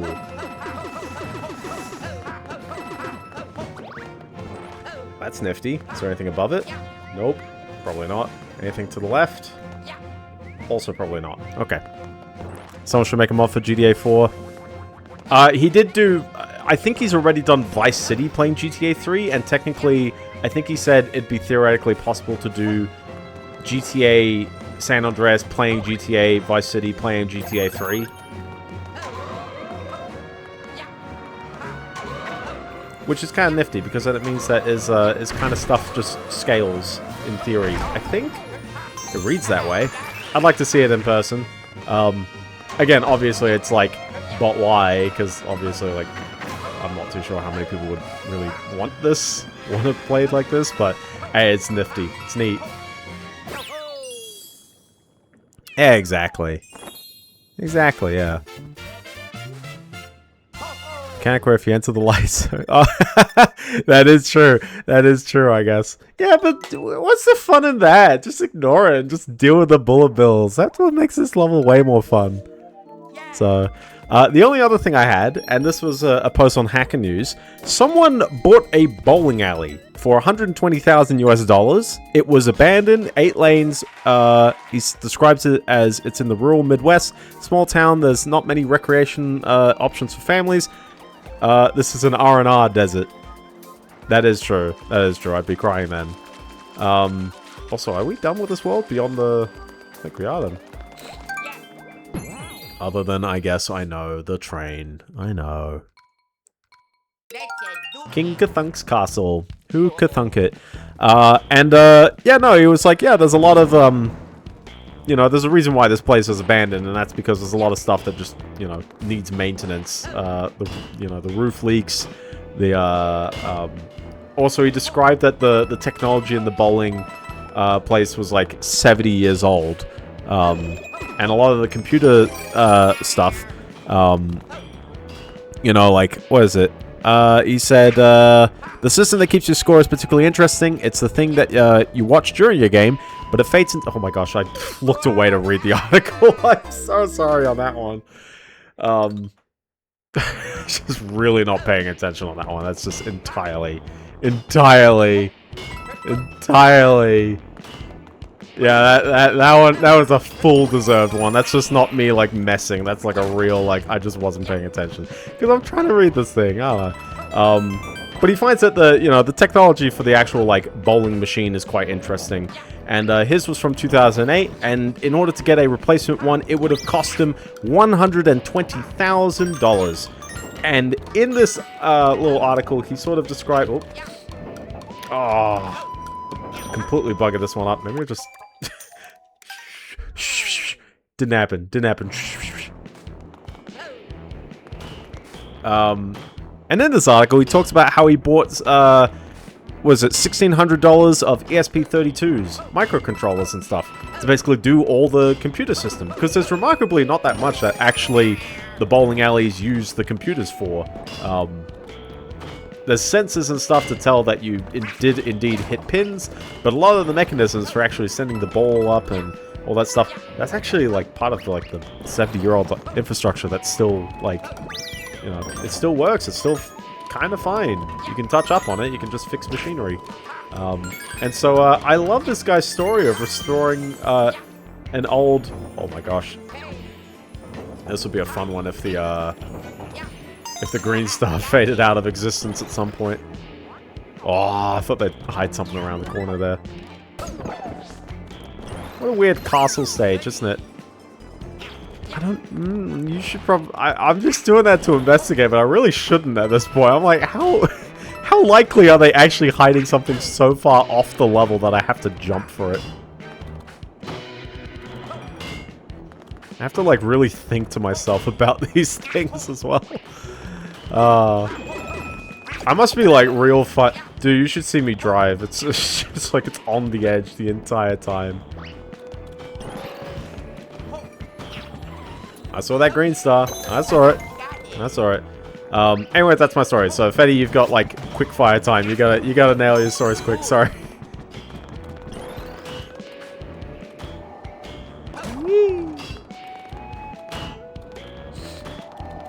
Whoop.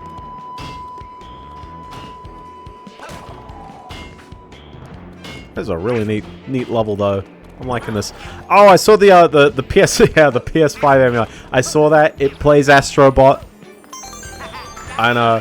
I thought it was a really neat story. I didn't mention it in my my news cycle, but yeah, the fact that there's a PS5 emulator that's getting into menus, it got into the menu of GTA 5 and Astrobot.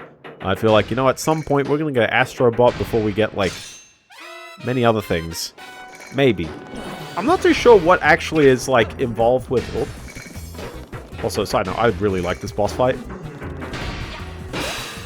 Because it's like, the trick is to beating him quickly is to know how to turn him around.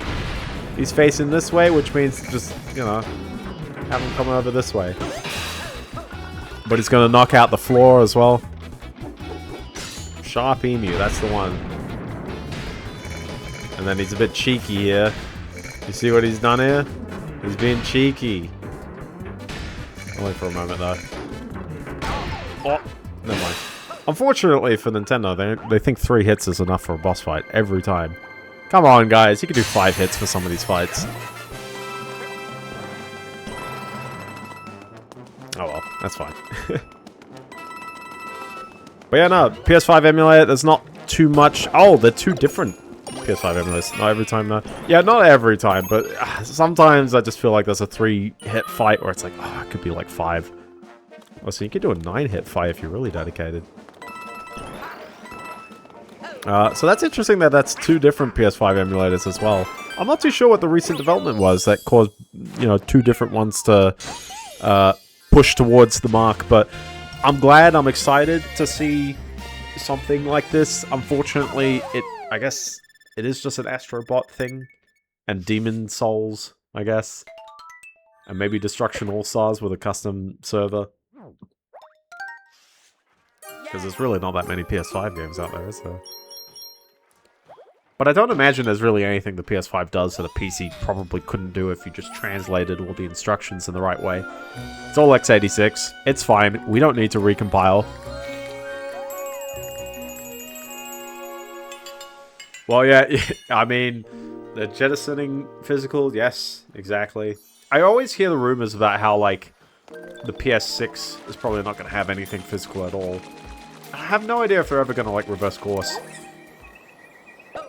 So we'll probably go until, I mean, we're at what?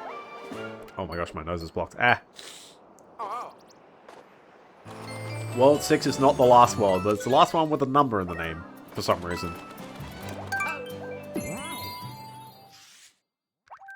But yeah, no, I don't know. You know me, I've gone 2 weeks about the Sony killing the disc stuff, and I don't really have any more input other than they are really quiet on social media, and every single one of their posts is maybe rightly being a bit flamed because of it. Check this out. Wow. Oh, I thought this was going forever.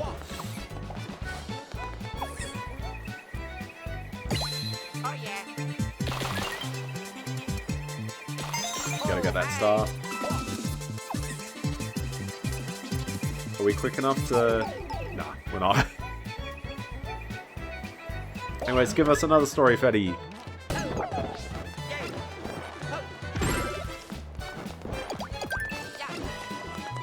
I'm curious, given that we haven't had much news on we got a Neversoft as stupid news, as in is it Neversoft memory for Retro Achievements Land, or is it like there's actually something about the company that they just did? I like how you think you can kill the fuzzies, but no, you can never kill the fuzzies. Yeah, it's not that great. Has someone figured out how to break the vocal engine of Guitar Hero World Tour even more than it currently does? I thought you were just saying someone's doing another, found another exploit for Tony Hawk Pro Skater 4's, like, custom park editor. Check it out, you can jailbreak more. I missed a stamp. Yeah, I felt like I did. I didn't see it, but I was like, we've gone through 2 of these pipes. Don't worry, it's a practice run. Oh, down I go. Hi there, Block. How you doing? Okay. Betty, finish the story! Finish the story, Betty! So when they made it, they tried to account for mic delay with 32 milliseconds for the hit window.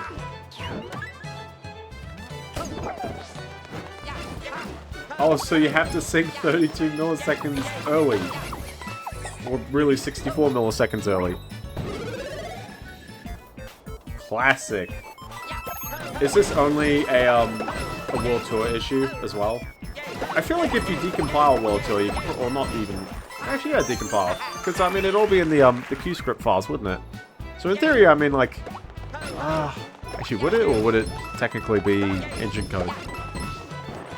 Yeah, I was going to say, like, Guitar Hero Metallica fixed a lot of stuff. But the problem is that you can't run DLC songs in Guitar Hero Metallica. And every time I, you know, someone asks, it's like, oh, you know... I wish I could have done all the DLC songs in one go, because Warriors of Rock has the fewest number of issues. But still, it's like, it's a big set. It would be a big set. Hello, Captain Toad. Oh. We go past them. This might be the easiest flagpole in the whole game.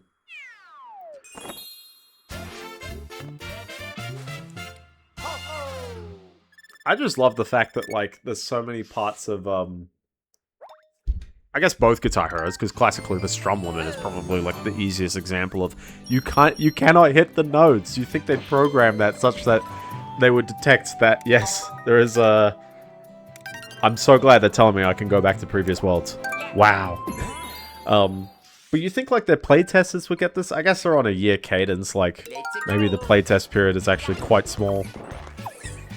I have no idea how they actually managed to pull off Guitar Hero 3 in the amount of time that they actually did. And then World Tour felt like what they wanted to do, but they just didn't have the time to actually pull it off. But then also they somehow had to pull off Aerosmith in the same breath. I know dev cycles were quicker back then, but legit, like, that's a crazy... Neversoft is such, like, the output was quite crazy. Well, I mean, you told me that I missed a stamp. Oh, boy. You told me... Oh, wait, I remember this one. I remember this stamp. First of all, there's Luigi there. Alright. Do I need the cat to do this? Yeah, I think I might need the cat to do this. I saw the stamp right there. Trying I could do a triple jump. Yeah, we need the cat. And unfortunately, it's a fire flower type of level. Back to World 1. We need to get the cat. I don't know what's the quickest level to get a cat, but I know 1-1 definitely you can. So, setting the value in World Tour to -50 basically makes it perfect. Yeah, I forgot what's the I don't know what, I should actually really test with the Wii version now that I've actually got, like, my script to set that up. But I'm curious about the buffer size, for all of these games. Because it really, like, it does change. Different games will set different microphone, like, you know, frequencies and, buffer sizes. And it's just like, oh, okay, like, it's kind of curious. And it was good fun when I was figuring out that code. It was like once I got like the listening to the command right, I had like my set of games I wanted to test with, and all of them were doing something different. I'm like, oh jeez, okay.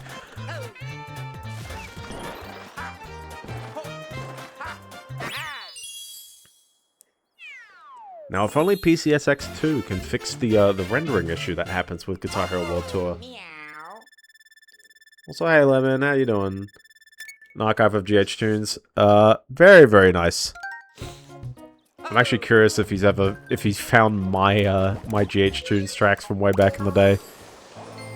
I did one which I thought was cool, and then I realized it's actually just the bridge section from Beast of the Harlot. it's not actually an original bit at all. You know, the bit that's like it's just that part. Except it's overcharted as heck.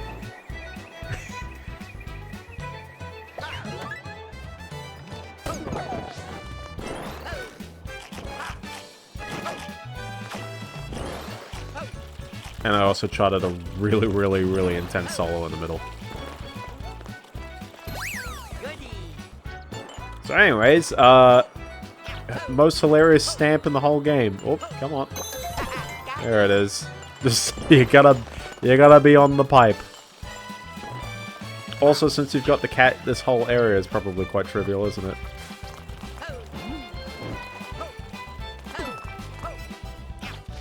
There we go. Someone made a port of Castlevania for the SNES. I'm curious about how they did the art style for a SNES upgrade of that, but I feel like a lot of games really would like, how would I put it? In the same way as people sort of like, you know, laugh about remasters and remakes nowadays, it's like, you know, like back in the day, a SNES visual upgrade was sometimes really, really cool. I like those things. So if you're doing it as a fan kind of project, you know, quite neat. You gotta nail the art style, of course, but you know, no one questions that the SNES ports of the Dragon Quest games are absolutely like phenomenal visually. Also the DS ports, I like them.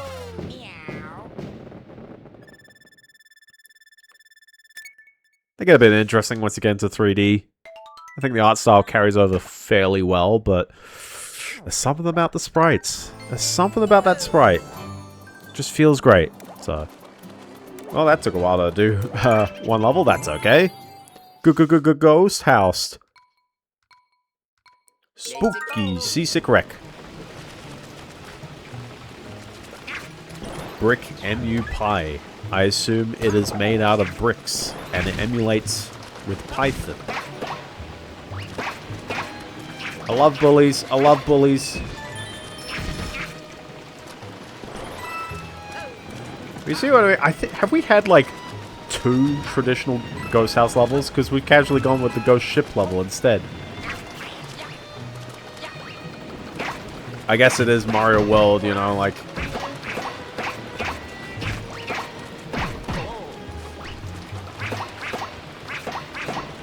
Come on, get out of that corner. Get out of that corner.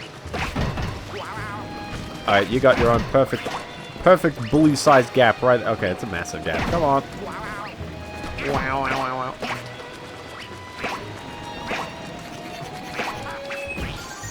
There you go. I knew I had to be defeating him at some point. Oh, really? Fire flower? Okay. And yes, it is made of Python. Brick games, okay. Someone was telling me about brick games, but I think they were referring to, like, 214s or something like that. What are the odds? Well, none, actually. I was about to say, what are the odds they want me to jump over that? I'm like, well, no, there's a checkpoint over there, so certainly I'd exit somewhere like that. Let's see if we can do a pro jump. Oh, it's very hard to do. Oh, never mind. That's the fun thing about these 2D sections. You can just wall jump off the back wall really easily.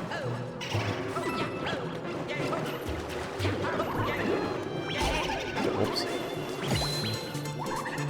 We be killing ghosts today.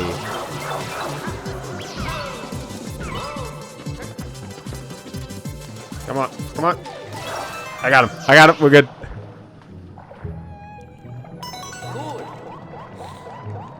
We have a new fan port of Virtua Racing. Is it based on the PS2 version? It probably isn't, but I would love for more games to look like the PS2 version because I love that port. So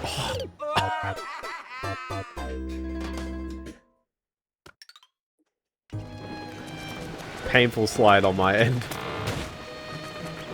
Side note, hold on. I got a comment on the rain texture. I know exactly the effect. It's just an animated like layer on top, but it looks absolutely hilarious in motion.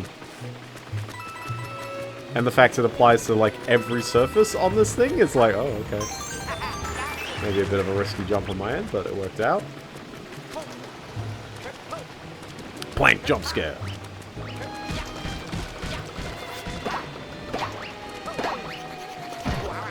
Whoops. I like how it's been how many years since Mario 64, and it's the same rules. It's the same rules. 17 years, I guess. Okay, now my only problem is I gotta get the flagpole in one fell swoop. Oh, not too bad. Not too bad. Wipeout 2048 for the Vita had its online features completely restored. Very, very nice. And also RIP, the fact that it had an online campaign. Ah, that burns so much. When a game's got functionality effectively removed like that.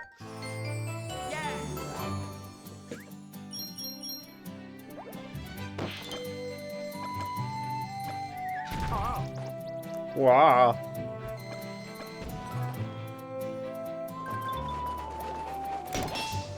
There we go. I'm in the void with my bro. The Hammer Bro. This is their third hideout. I've been... I do like revival servers. It's always a tall effort, and they don't get the love that they deserve, but legit, revival servers are great. Especially when you can, Oh, and for reference with the bowling alley story, I wanted to mention as well, he said that at some point he'd love to, what did he say as well? Once he's got this, like, working, and, like, revitalizing this bowling center, he's gonna open source the hardware, firmware, and software stack when it's ready. I'm like, legend! He's gonna teach everyone how to set up their own bowling alleys. How to customize the strike videos. That's the best part of that story. I wanted to mention that one. 100 stars. How many stars are in this game? Is it like 300 and something? Do I have to list somewhere? No, I don't. I have the number of levels. Open source ball, exactly. Hands-on haul. I like this level. It's pretty hands-on though. Love the light on this. Give yourself head pats. This is a very Wii U tablet game. Pet. We have to pet. Pet the Luigi. He's got no hat. You gotta cover that head. It's gonna be like Woody in Toy Story 6. Completely bald. Small Luigi. Well, it's not small anymore, unfortunately. Also, hi there. Hold on. Hi there, cheeky level design.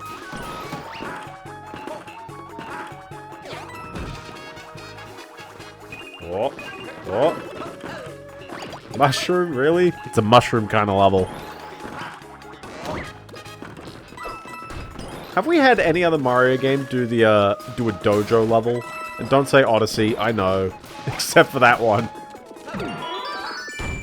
Glumba. I love, like, the traps and... This. Everyone's favorite power-up. As also gongs and stuff. Blobbussy. Maybe not Blobbussy. You got that Blobbussy. I did see your post, yes.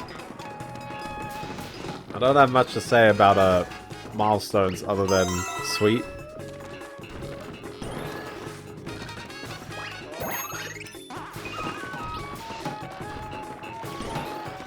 But no, I don't know. I'm digging this game after coming back to it. It's like, oh. And you know what's actually wild as well? Like, me mentioning Sonic Unleashed, I think that's a perfect example of a game that... if I say, like, it's aged, it's like, it certainly hasn't left its period of time. Also, hi, you remember this power-up? From, like, one singular level? It's back! Ooh. At least I can do jumps like this. 75.39%. Here's a question for you. What's the biggest game in your opinion that still isn't playable? Ooh. Hold on, I haven't beaten the level yet. I didn't do the thingies. I also haven't got my stamp yet. Well, it's sad there's nothing on the reverse side of this this place.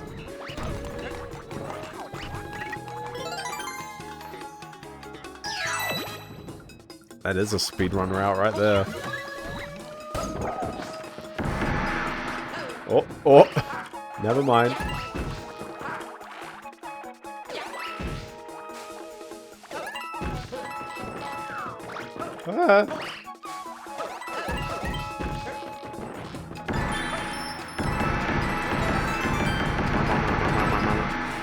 There's a shadow, Luigi.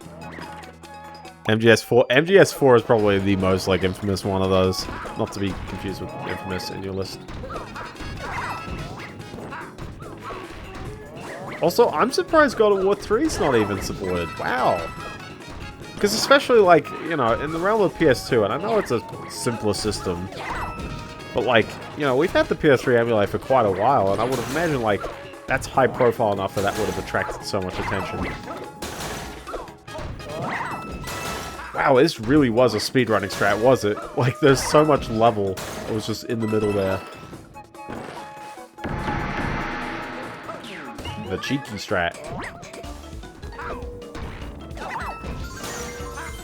Good secret. Good secret. I guess so. And unfortunately, I would have said, oh, you know, computers are getting significantly better. I don't know where the stamp is, by the way. It's not just up, is it? Rip me on that one. Well. We'll come back for the stamp.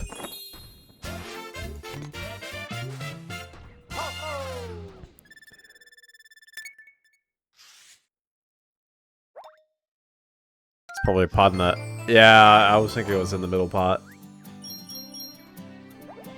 It's probably like a side cut or something I just hadn't seen. But we got gambling first.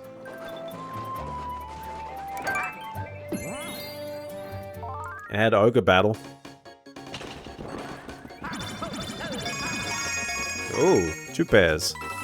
2 pairs. 2 up.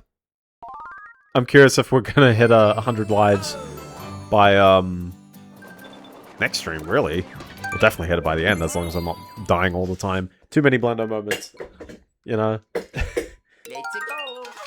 I actually haven't tuned in to see, no one has chatted on YouTube, so me sort of like, no announcement on YouTube. Anyone who's there on YouTube, hello there. But there's not really any YouTubers out there. I am curious about, the Nintendo 64 also, the Nintendo 64 is such a weird console, because on the one hand, like, a lot of people have fond memories, and on the other hand, oh boy, that hardware is too misaligned. Ninjazool. Oh, true.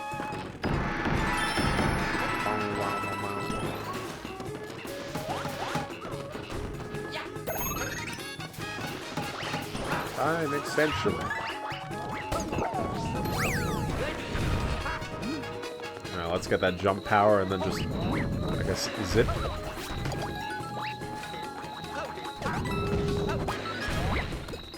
Up and away I go. I don't know why I'm speedrunning this, given that I've got to open the means to this optional area. 59,000 words? That's a lot of words. Well, it is a lot of words, but then, you know, the terms and conditions to your LG TV is 8,000 words, so think about it.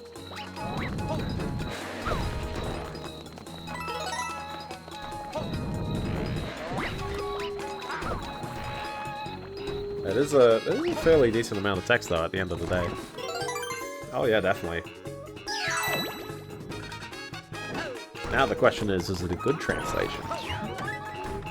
I'd imagine there's a lot of effort as well.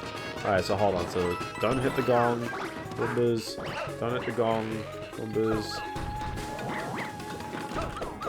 Spikes. Spikes. Why am I stuck? Yeah. Why am I stuck there? Spikes. Pot here. Gong. Okay. Definitely further back.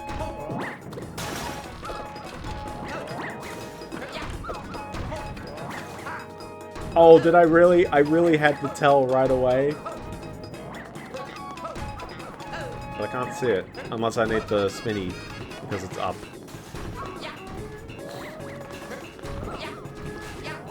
Oh!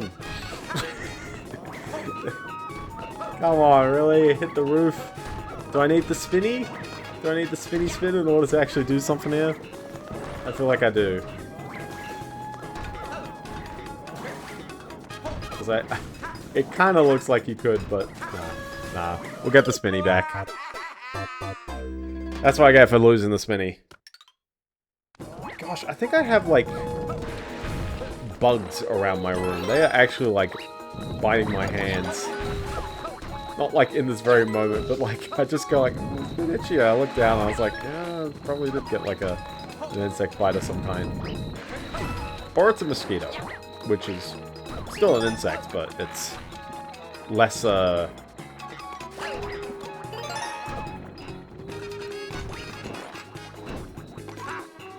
Listen, trust me to find all the wrong ways to somehow beat a game.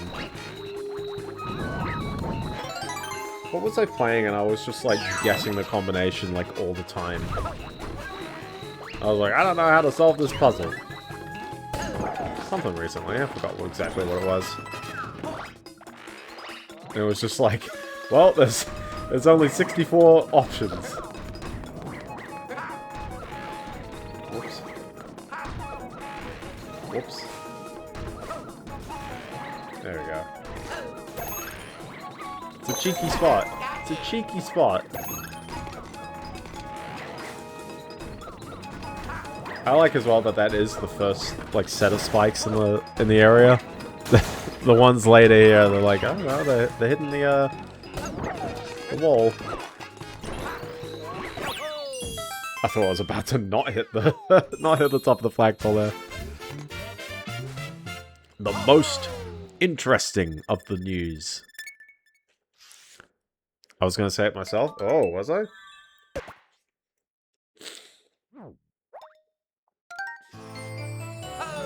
I don't know what this is going to be, so... Gosh, yeah, they're just mossy bites everywhere, jeez. Or I'm having an allergic reaction to the air.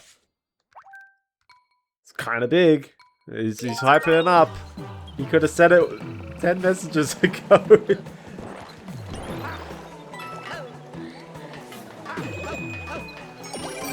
I do like a log ride level. They're good fun.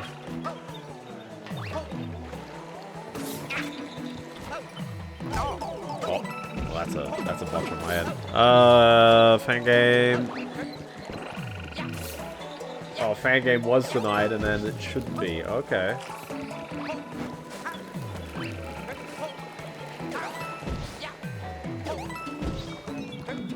Okay. It's not really as good news, I feel. I don't know. I mean, other than thank you, Nintendo, and generally the game industry for amazing lobbying.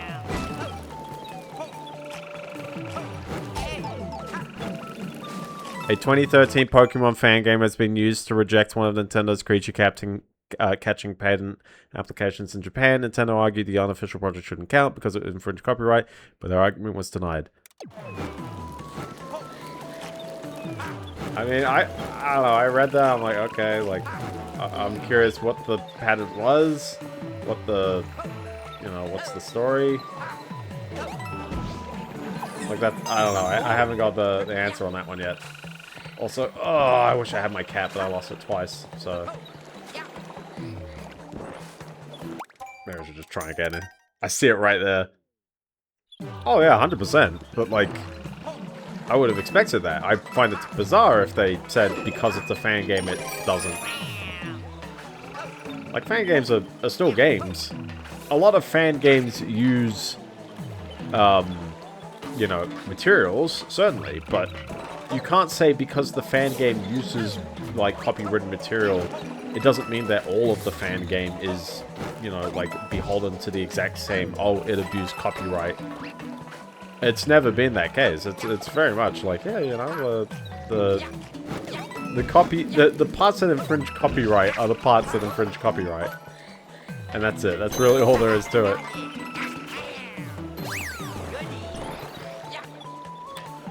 Technically, they're on wheels. Oh yeah, I do agree though. That it's like Nintendo do be Nintendo on this one. They will fight for the copyright for some very, very bizarre reason. I did lose the first green star. You are right. Don't worry.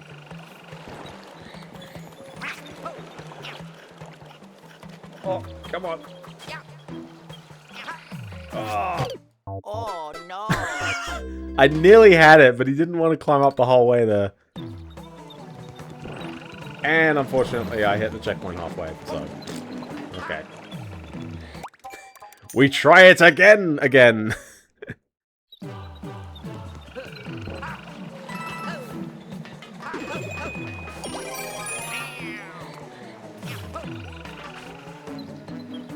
Don't forget the stamp, don't forget the star. Blue flowers, red thorns.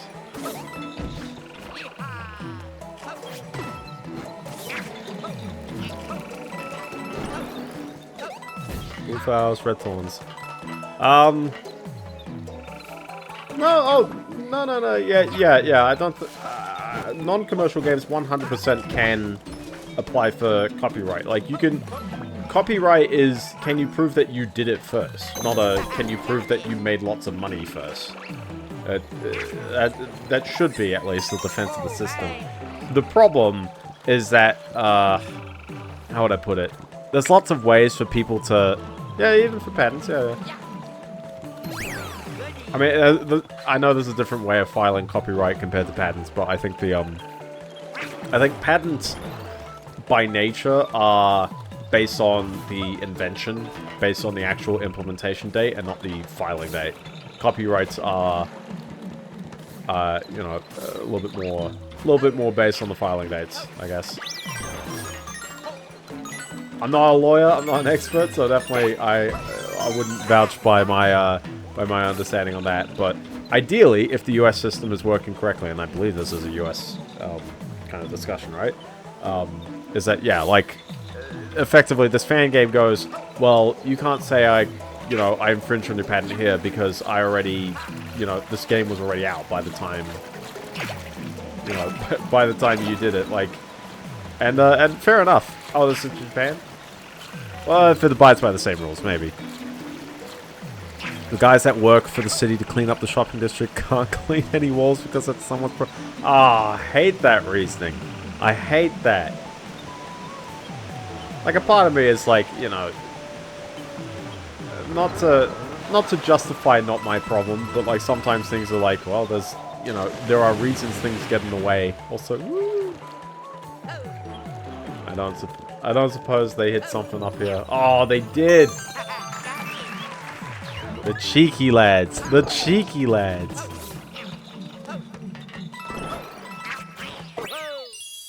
The cheeky lads. But no, I hate, yeah, I feel like if there's a job that needs to be done, it needs to be done. I feel like, you know, like, in some cases they seek forgiveness, but legitimately, if something is someone else's property, it's really, a hassle, because it's like, you know that you actually could be in hot water if someone decides to, like, you know, say you've done the wrong thing there. But it's annoying, it's terrible. So, 6A. The bully blockade.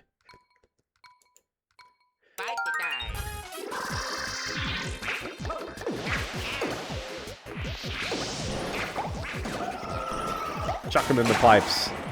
Rip him, by the way.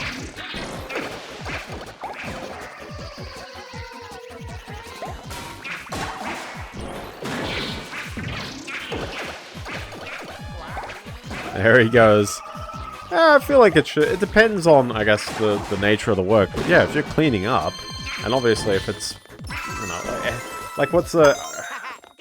Isn't there like a rule that's, or not a rule, but like an observation where it's like, yeah, you know, like if there's damage or something down the street, it effectively makes everyone else like look bad. It's basically that. It's like, you know, it is mutually beneficial to help them out like this. And so it's annoying when you can't actually help them out. It's like, oh, okay. You might be wondering where this pipe goes. The answer is that it goes up here. To a little toad house. Or a Sprixie house, I guess. Check out these stamps. We've probably got more than half of them at this rate.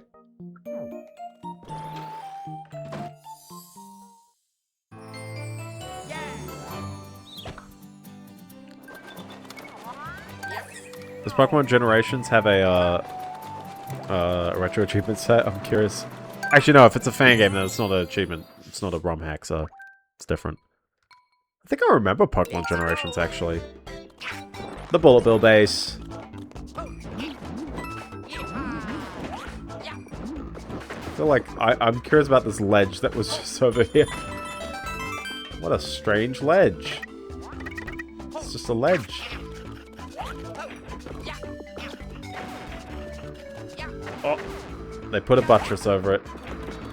The Glazing is after me. Ah!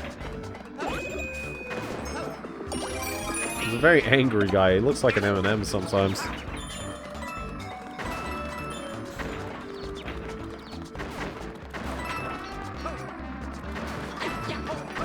So real-time movement and familiar... What's the... I'm curious what's the actual, like... The pattern that's being claimed. Like, what you're reading is just like... Generations did something first, but I don't actually know what they did do first.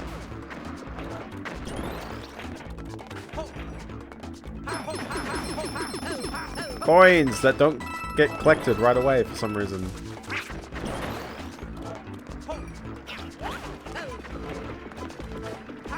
Covers touchscreen based system which players move through it through. Oh. Oh, so they claim that, like, I guess, and I assume the fan game uses a cursor or something because it's on the PC. Do they really put a patent for using a mouse? Really? For using a cursor to interact with a menu? Because it's real time? I'm curious which Pokemon game they actually tried to assert that they did that in first. Legends Arceus, maybe? Check it out! It's up there! I'm not too sure where the stamp would be on this level. Arc Mobile, PUBG Mobile, Pokemon X and Y additional gameplay. I feel like it's a very silly patent claim from Nintendo on that front. That's amazing as well.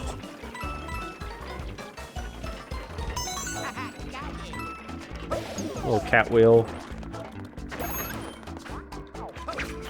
Let's hit the checkpoint, why not? There we go.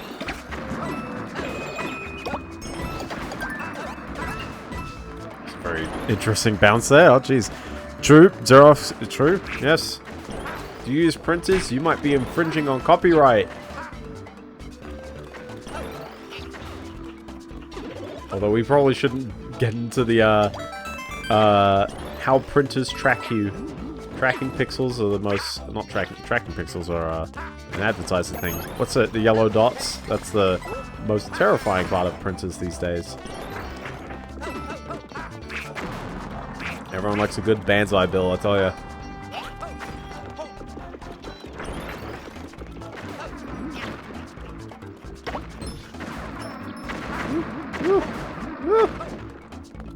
Well, I feel like there's something exciting going on down here. Hold on.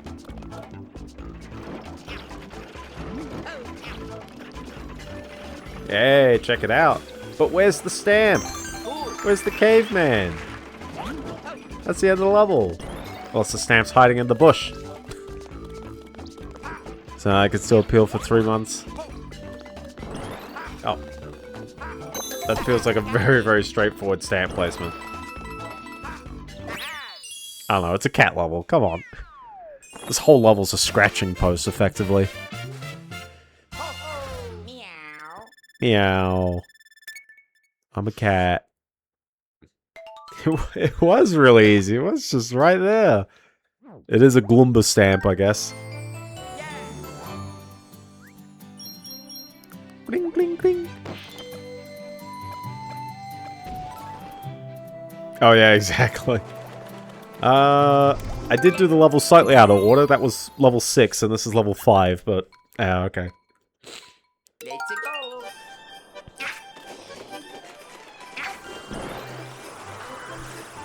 I remember these guys from Freezeezy Peak. I don't trust using a fire flower. I've got cat power. That means I can climb to the top of this and get coins.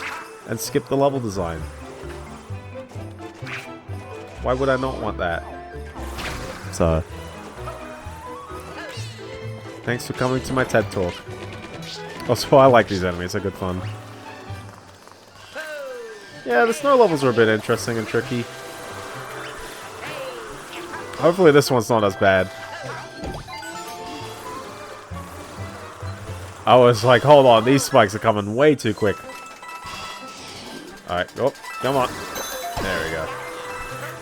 Have to get that right away. And back I go. Back and away I go. Alright, that's green star number... Whoa. Whoa.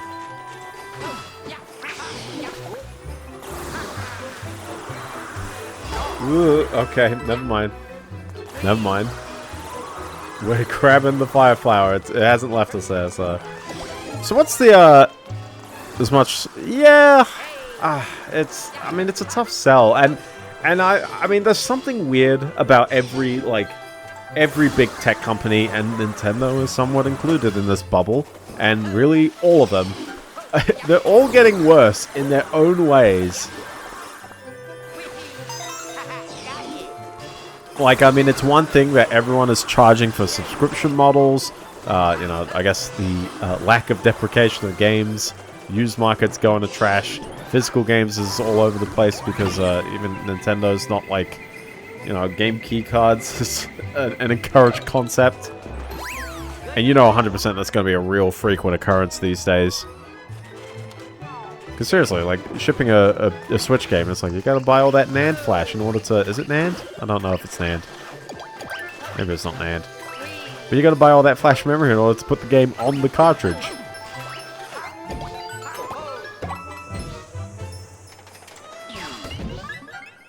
In I go to the puzzle box. Which is not really as much a puzzle box as a slalom course. Woo! Hopefully PCs make a big comeback, but certainly it's all got to be more affordable. That was a gutsy jump from my end, sorry. It's all got to be a bit more affordable. Like, that's the catch we've got, is... Oh, time this right. Whoa. Okay. Yeah, exactly. But hopefully, you know, like, this can all be achievable as long as games, you know, accommodate for the fact that we have... wide ranges in our graphics hardware, and we need to at least generally support them as best we can. There's a lot of games coming out where they just don't scale down, and there's no reason why. Even after playing Fallout 4, I'm like, man, you know, like, deferred rendering really hasn't, like, been sold to me. Oh my gosh, my nose. Ah. But, like, you know, traditional forward rendering methods and stuff like that, there are some really nice running games. And then, I don't know, not to say deferred rendering is all bad, but certainly there's a lot of games that just don't do it right. Yeah, I did the whole level first go. Woo!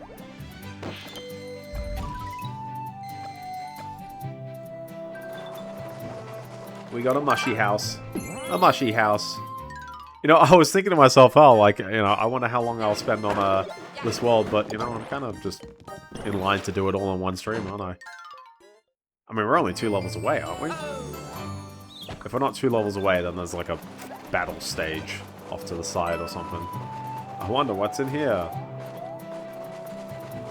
We still gotta do 6, 7, 6, 7, there it is, 6, 7, the fuzzy timeline.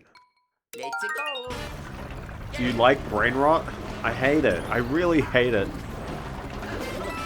I really hope this meme dies so quick. Maybe me saying I wish the meme dies just extends it even further. Everyone keeps going, oh, it peeps off people. I mean, to me, it's like, you know, like not only did I enjoy YouTube poops, I've contributed to the YouTube poop market of that era. So, like, you know, I won't exactly say that, like, oh, brain rot sucks, but my time was any better there. I keep, like, second-guessing what's going on. I'm pretty sure you can ground pound. There you go. This music, it's a jam.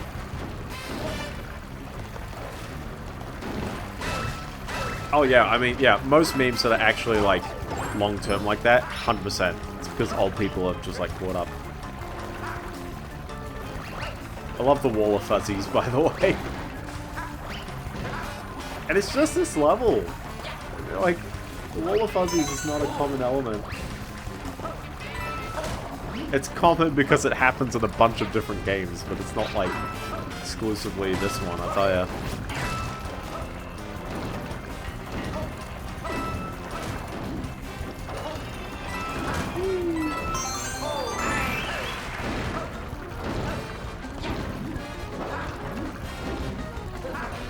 The fuzzies can't get in the door. Very new news. New news. 1, 2, slidey thing. Jump. There we go. We got there in the end. Someone managed to make a Dreamcast FPGA core. Work in progress. I'm curious what the things that they haven't got are, but I don't actually know what's involved with, like, programming your own FPGA. And how hard is it to recreate architectures on it?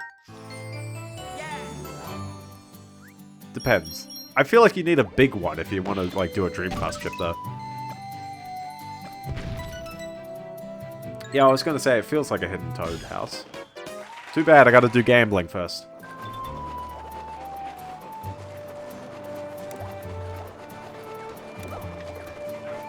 Also, is there a list of the levels? I think we unlock the list later, don't we? When I beat the game. Next stream. So I'm curious about my pacing, because I guess I'm sort of on track to do this whole game in 4 streams. Oh, eventually, I mean, FPGAs will be large and... large enough that you could support them, but yeah, I mean, it depends. You need a somewhat big one. A big field of gates. I guess it's in the pipe, isn't it? Oh no, that's not a Toad house, that's a different house. We are doing the Mystery House Throwdown. We are throwing down in this Mystery House. With a baseball. Look at that RTX right there. I love this one. It's just all like throwing challenges. The bomb shoot bowling alley all over again. You can use the cursor. What if we don't need the cursor? Oh.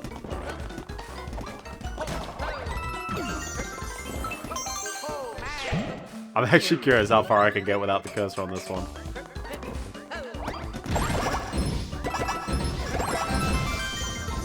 Sure, yeah. That was all intentional.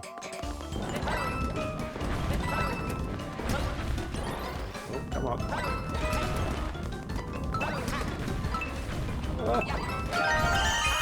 We're good, we're good. Let's go. No cursor. No cursor. I mean, Undertale is a retro game. It's 12 years old.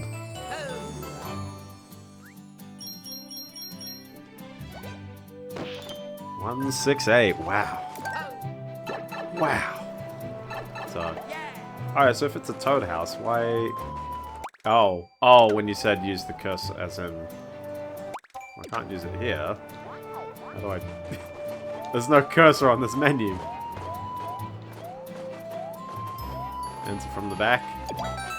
Oh, that's not quite a Toad house, but sure. That's probably a better reward than most of the Toad houses, though. The Bomb Brigade. You know, someone out there did model what the backside of most of these objects look like. Are they textured? I'm curious. It'd be insane if you could do a... Oh, you definitely can't do a jump on that one.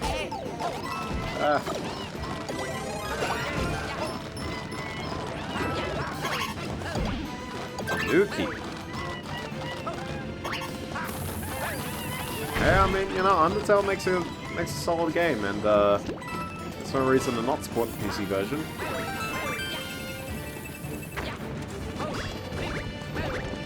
Oh gosh, these blocks, yeah. It's been a while since I've played a game with these in them.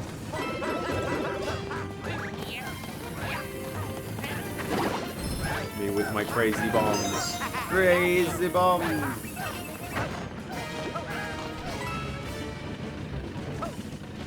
I mean, I'd imagine maybe like a what's the name of the run when you kill everyone? Is it actually called the genocide run? Oh, no, that's just me. Yeah. I mean, I'd imagine maybe. I don't know. It depends on how you wanna. It's main set. Oh, I'm curious what's subset worthy then. We're good. Oh. Okay, sure.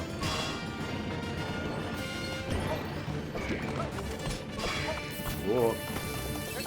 Hammer Bros do be like that.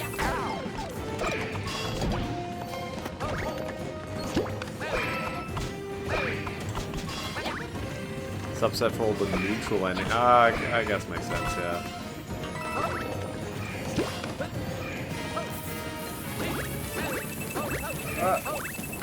No. Oh no! Is there a checkpoint in the middle of that or no? I gotta sit through the whole thing again. Oh, one last level. How bad can it be? Ugh. I was taking my sweet time, but what's up, Elliot? How you doing? We got a lively chat today. We got a lot. That is true. That is true. Except I only collected one thing. I didn't get very far. I'm pretty good. No, yeah, very lively chat today. It's been a very fun and somewhat active session today, which has been great fun. Lots of fun stories. Surprisingly, I managed to get further in this game than I maybe expected in another stream, but that's all good. Yeah, like, I mean, the star is just sitting there, so... Again, though, I love the aesthetic of so many of these levels. There's something fun and charming about just, you know, the combination of the enemies, you know, like, especially as well, here we are, we're reusing all these bomb mechanics that we had in, like, one other level. The Bad Time subset is literally just finished the 3 hardest bosses in the game damageless. I mean, damageless makes sense.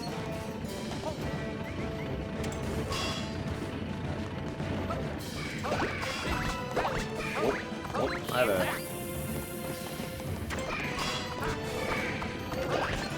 There we go.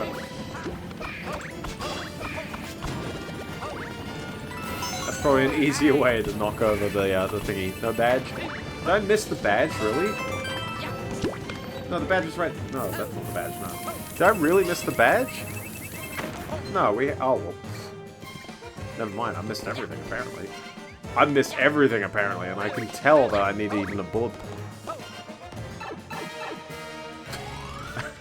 Well, I can definitely tell you, I missed a lot of stuff in this level. It's a shame I died fairly close at the end, though. Boom Boom! Everyone loves Boom Boom. Now he's bouncing around. Now there's 2 of them, except good job faking me out on that one. You can't fake me out, Boom Boom.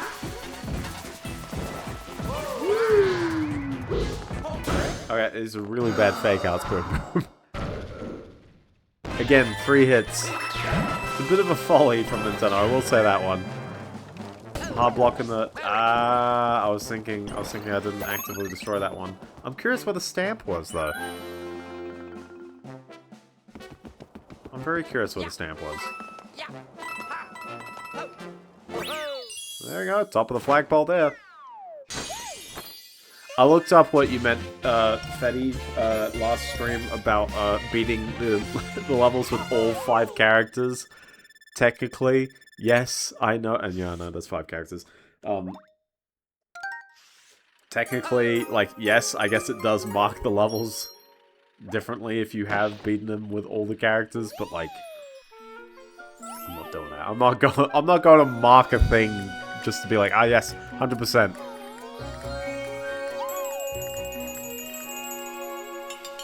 You might be wondering what number comes after 6.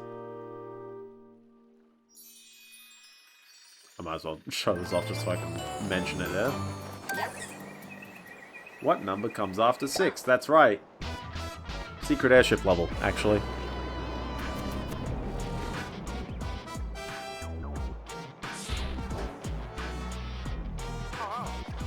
Technically not World 6. We got to do one of those, so... But that's for later. No. I'm pretty sure the very last level is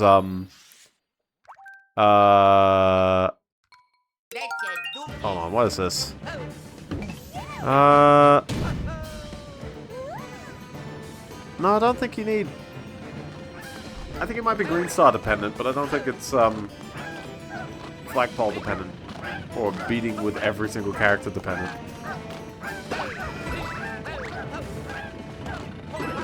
And if it is, then I'm wrong, but also, oh, jeez, otherwise.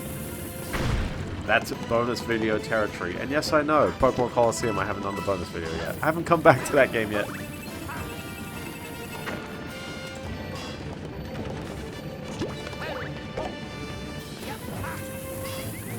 We're good, we're good. I just want to see what happened there.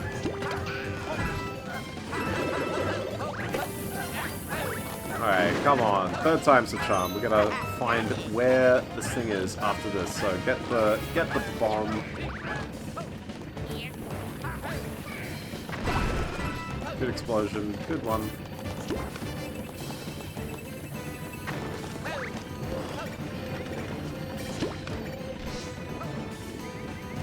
Kind of weird that I can't keep going right here.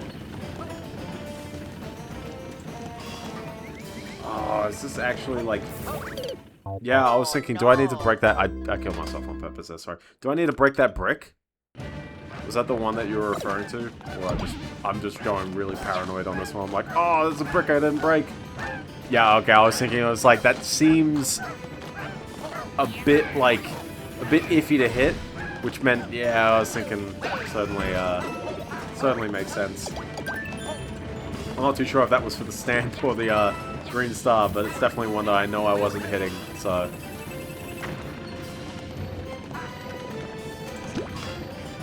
Now, if only I can make all of this faster.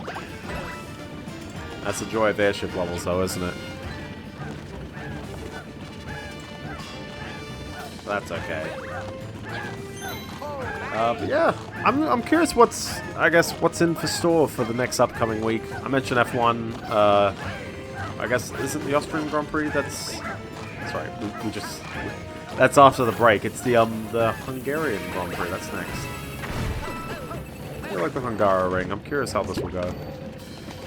But, I know, people... I was like, hold on, wait, don't forget... Don't forget that. Alright, that's for the Green Star. So where's the stand? Be on the next set of blocks, I guess. Big news right after stream, because it is 11 o'clock in Australia time, and usually everyone likes announcing stuff at 11 o'clock. And also, every company loves announcing stuff at this time. I thought we were going to be there. Oh, it'd be the block at the end. It'd be the block at the end, that's where it usually would be.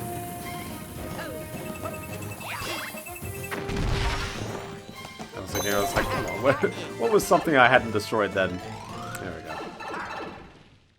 And now I gotta beat Boom Boom again.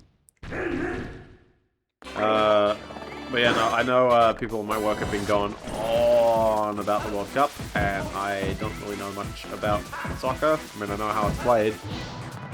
I appreciate a good score, but yeah, nah, it's a bit of it is you know, refs are gonna do their ref things. Yeah, if you had a good time, go for it. Yeah, it seemed wild. I mean, the fact that it's, you know, extra time is definitely, that makes for a big kind of spectacle. Lots of goals scored on the third, fourth place match, apparently.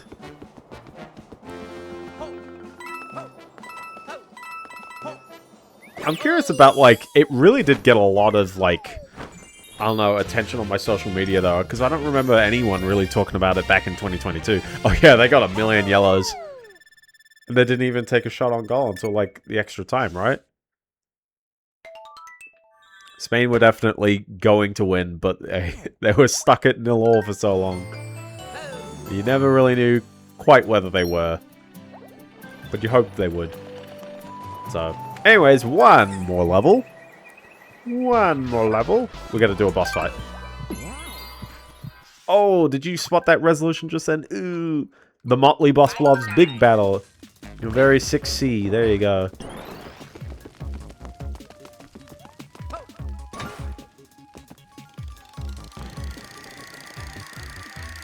We'll do the whisper emoji back to Blob on that one. That's right, everyone's favorite particle spam boss fight.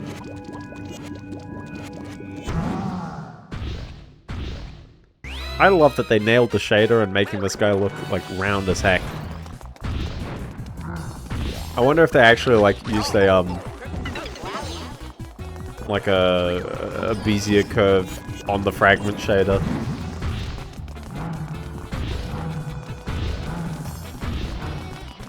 Because it looks so darn smooth, don't it? I like how it's all about giving yourself the clone. That is true, I am scared to do an 8-hour stream. Well, the problem with doing an 8-hour stream is that, like, I usually wake up at 6. No, I guess it'll be 4:30, so I get a little bit of sleep.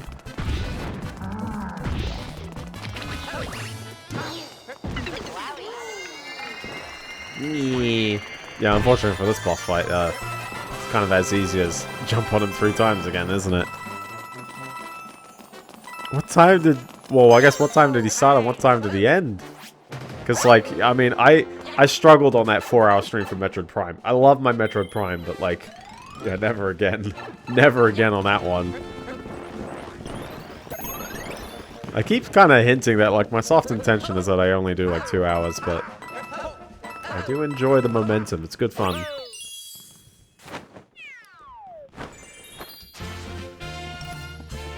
And he really went until 4:30. Oh, I can't do that. I can never do that. Crazy stream. Crazy. Crazy to do 4:30. Legendary stream there. Alright. Well, there we go. So what world comes after World 6? That's right.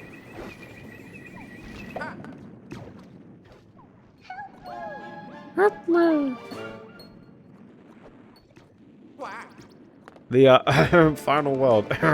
Castle. That comes after 6. Bashathon my... Oh, true, yeah. But I think that was a pretty productive stream. We got through worlds 4, 5, and 6 in one fell swoop. Oh my gosh, I kept wondering, where is this course list? There we go. So now we can actually compare. Have I been doing these appropriately? And the answer is most likely yes. I'm pretty sure all up. Next stream. Next stream. I was like, did I really just like miss one flagpole back in World 1 and I never went back for it? Really? Really? Wow. But you see what I mean? Like, Worlds 1 and 2 are just a bit shorter than the rest. I mean, I guess 4 was a bit, you know, shorter as well. But still, solid worlds. We had like 8 full levels in both of these worlds, so... Yeah. But this is a solid world as well. Look at that, you've got level Castle right there. Or I guess Castle Fortress. What does that make these? Who knows? But yeah, so anyways, we'll save that for next stream. We'll see what happens then. So until then, I would like to thank you so very, very much for watching. If you enjoyed the stream or you didn't enjoy the stream, that's okay still. You can follow on Twitch, 8:30 p.m. Australian Eastern Standard Time. Are we in Standard Time? Yeah, we're in Standard Time. Only Monday. I only stream once a week. But that's all good. I appreciate you all being around for this. If you missed parts of this or you want to see last week's stream or any of that kind of stuff, you can check me out on YouTube. And if you're on YouTube, like someone chimed in, someone clicked the stream. So thank you people who have been showing up live, even if I got one call out. Thank you, Evan Rossman 9226. You said hi. You get a shout out for me. I'm sorry your message didn't appear on stream and I don't have any of my of my YouTube chat. How long ago did you say this? 13 minutes ago. If you're still here, very, very hi to you as well. So, anyways, stay safe, eat your greens, follow me on the Fediverse, I say stuff there as well. Don't stay up too late, and have a good one. Peace! Shout out to Simple Flips? Yeah, sure, yeah. Shout out to Simple Flips. Woo!